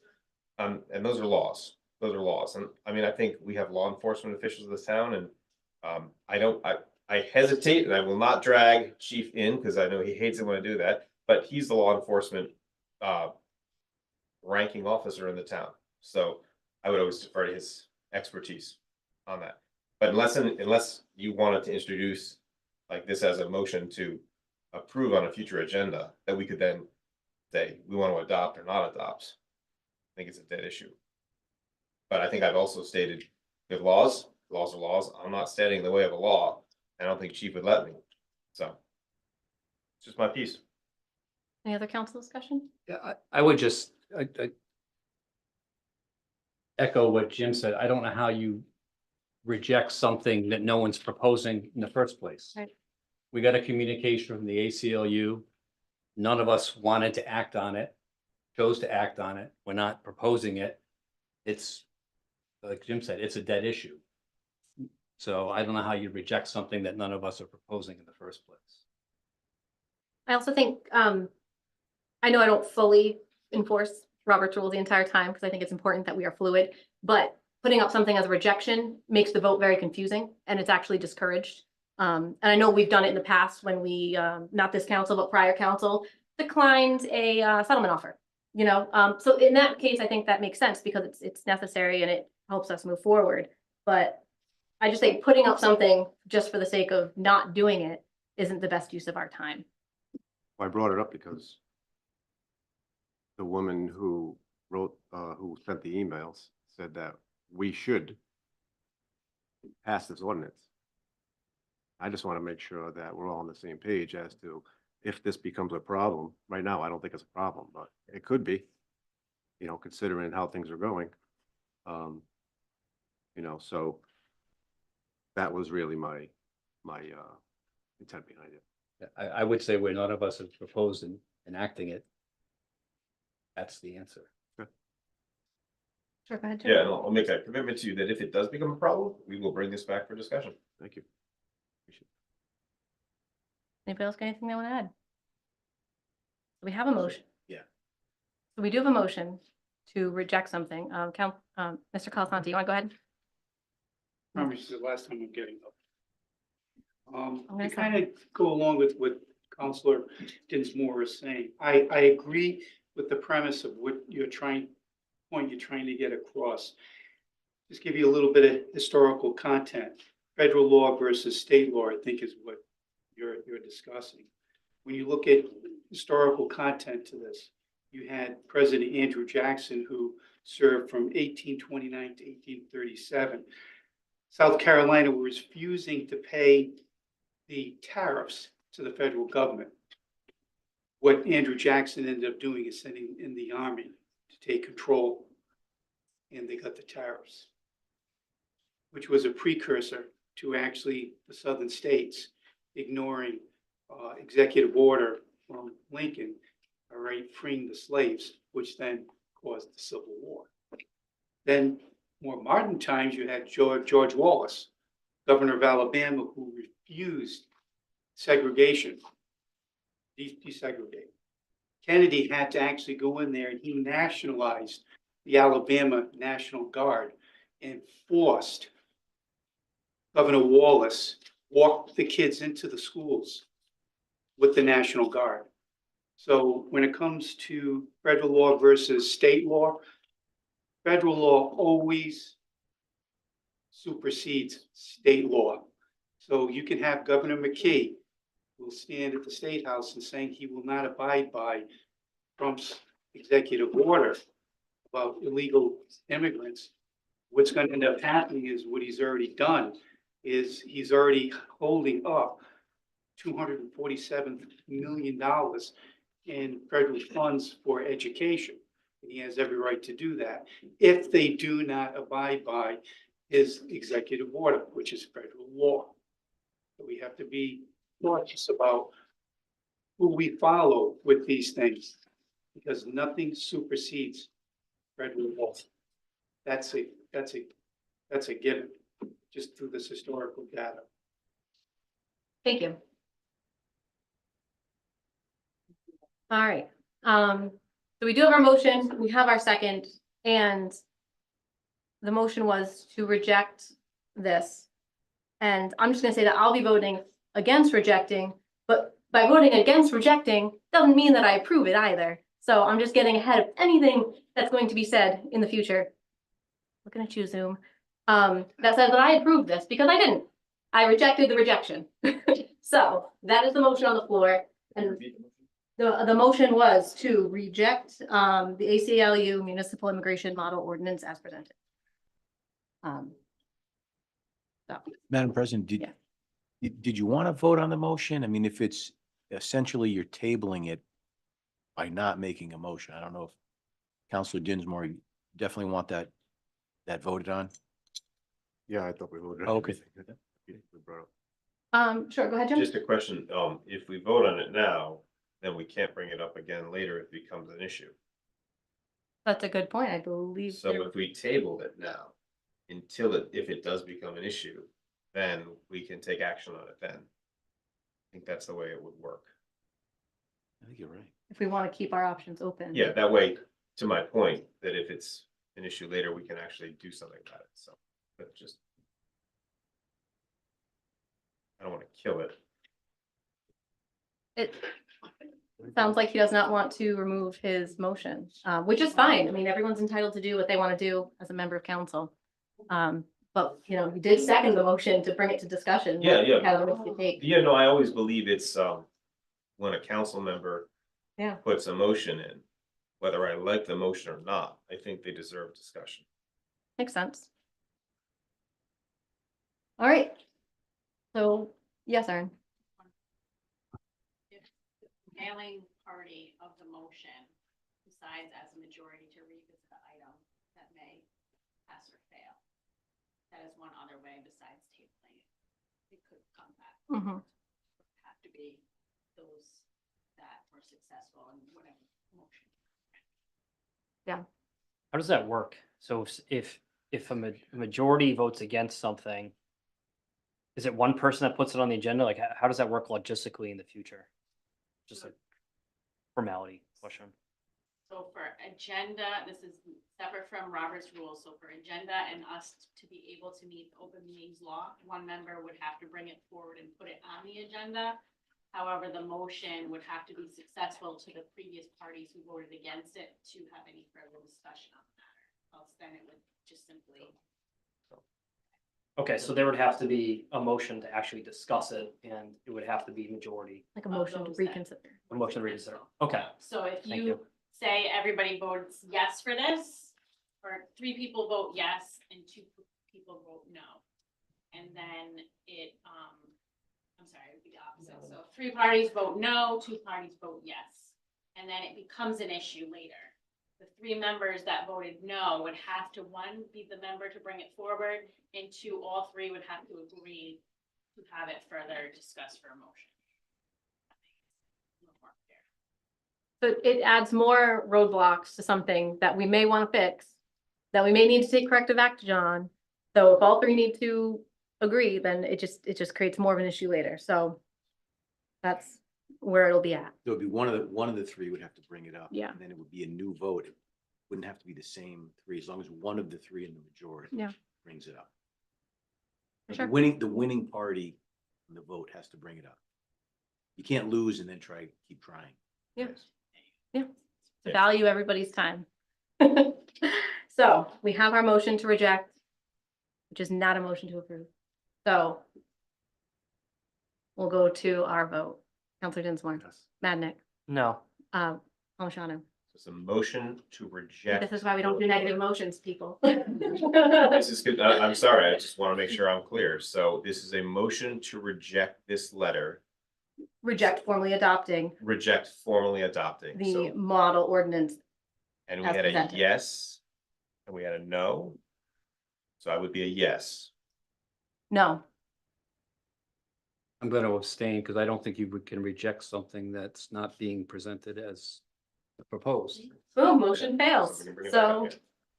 not an issue. Good job, Mark. I apologize Give you a for little pat on asking the you back to for that vote one. this. I just wanted to- Anyway, moving on. Request from myself for approval of supporting a resolution to bring trolls to Richmond, Rhode Island. So I put this on the agenda because I had seen that trolls were looking to come to Richmond, and through a few conversations with the South County Tourism Council and Karen Pinch, it looks like they're interested in coming to Browning Mill Pond. I'm really excited about. I believe Karen had a meeting with the DEM director, the tourism council, and the artist itself. So if you want to share anything, you can. Yes, Yeah. so the deputy DM director and the Louise Bishop, who is the director of South County Tourism, a couple other people, and I met there, and the artist came from Denmark. He's really fun. Like if you look him up on YouTube, his name's Thomas Danbo. He's very energetic and excited about this project. He's got these trolls. There's like 150 of them all over the world. And it's really like a treasure hunt in a sense. There's like clues to get you from one to the next. And by revealing location, I don't know if that's what even, I guess it's okay to reveal the It was in location, the but yeah. draft, so I thought it was. Yeah, no, I Okay. think it's fine. But he walked the trail with the deputy director. He didn't want a whole entourage. He wanted to be able to think, and he's very, he's very excited to be here. He literally was in and out. He came in on Monday night. He came and met us at 8:30 on Tuesday morning. He went to another town to look for a location for another one and was flying out at 4 o'clock the same day, but, so it looks really good. DEM's really excited about having it there and actually hoping for more on DEM properties. They do want to make sure, in light of the whole Browning Mill Pond building legal thing, want to make sure the council's on board. So I think they were very happy to hear that we were talking about doing a resolution. Great. I'm so sorry if I spilled the location. Yeah. It was in I the think it's draft fine. resolution that we made, Yeah. so, Yeah, that's fine. okay. So I'm gonna then make a motion to approve the resolution in support of bringing trolls to Richmond. Second. Oh, perfect. Do I have any council discussion? There are some, Good. sorry, Oh. Madam Chair. There are some locations here that you might have had open for additional pieces of the resolution. Are those just gonna be removed? Since we're not adding anything? Yeah, that was a placeholder in case any councils wanted to, council Alright. members. That's all I have. Awesome, thank you. Go ahead, Jeff. Yeah, I think it's a great idea. Hopefully it'll get more people into Richmond and hang out and eat and Put some buy food things. trucks out there. 250. I was listening. Too soon. No, never too soon. Any further council discussion? All right, we're gonna go for our roll call vote. Councilor Dinsmore. Yeah. Madnick. Yes. Palmigano. Yes. Reynolds. Yes. And Wilcox, yes. Awesome, thank you, guys. On to request of Councilor Palmigano for discussion and consideration of a proclamation recognizing the 30th anniversary of East Coast Karate and DOT David Ahern. How'd I do? Excellent. Wonderful pronunciation. Yes, so, Go ahead, kick us thank off you, and Madam give us a Chair. motion. Yeah, so if you may have seen that East Coast Karate, which has been a business in the community for 30 years, celebrated its 30th anniversary a few weeks ago. It was actually a couple weeks earlier, but they were hit with illness at the karate school, so that was delayed. But at the request of one of the senior students to recognize Kyoshi David Ahrens, I reached out to Senator Morgan. It's yes, pronounced I'm so sorry. Morgan. It's been a long day. Senator Morgan and Representative Cotter to do proclamations, and both of them were kind enough to write the proclamations and come to the karate school secretly and present that to him and his staff. And the reason why I wanted to do the proclamation from the town, but I didn't want to put it on the agenda until that was done, because it was all being done in secret, and I didn't want him by chance to see it. So it's here now, and I wanted to have an opportunity to recognize from the council and the town the appreciation of this amazing 30 years of anniversary for this this contributing business, which to me is more than the business. Thousands of students, adults, and children in our community have gone through those doors and have benefited from not only the martial arts instruction, but the mentorship, the leadership skills, the life skills from Kyoshi Ahrens and his team. So that's why I put on the agenda. So thank you for considering. Cool. Want to give us the motion? Yeah, oh, sorry. Oh, sure, go ahead, Jeff. No, I just want to say that, thank you for putting this in there. My son has been going to karate there for years, 5 or 6 years. And it's, he has ADHD, and we were looking for something for him to kind of get his energy out and things like that. And we saw that in town when we first came in, and, it's just been very helpful to us. His teaching and his staff, they're priceless. I mean, I think it's just a great organization, and, yeah, I just wanted to say that. Yeah, awesome, thank you. That's how we met. I think your son beat me up, right? Didn't you? Yes, beat he him did. and he sweat. You have So, a motion? yeah, absolutely. I'd like to make a motion to draft the proclamation recognizing the 30th anniversary of East Coast Karate and Kyoshi David Aaron's. Second. All right, we got our motion. We got our second. Any further council discussion? Awesome. We'll go for a roll call vote. Counselor Dinsmore, Yes. Madnick, Yes. Palmigano. Yes. Reynolds. Yes. And Wilcox, yes. Awesome. Congratulations Thank you. again. On to communications, petitions, proclamations, and resolutions. Motion. to file. All right. Second. We got a motion from Counselor Reynolds and a second from Counselor Palmigano. Any council discussion on any of these? Before we file, or just on the motion generally? Nope. All right, Counselor Dinsmore, go ahead. Yes. Madnick, Yes. Palmigano, Yes. Reynolds. Yes. And Wilcox, yes. All right, motion. Motion adjourned. to adjourn. Second. Oh, I'm sorry. If What do you we wanted got? to announce the Charahoe budget public hearing is adjourned and all towns made. So in case people were rushing Oh, from here to there, it's all. Thank you, Erin. We missed the other party. Thank you. All right, so our motion to adjourn has a second. We'll go, I did. Counselor Dinsmore, Yes. Madnick, Yes. Palmigano, Yes. Reynolds, Yes. and Wilcox, yes. Yes, thank you.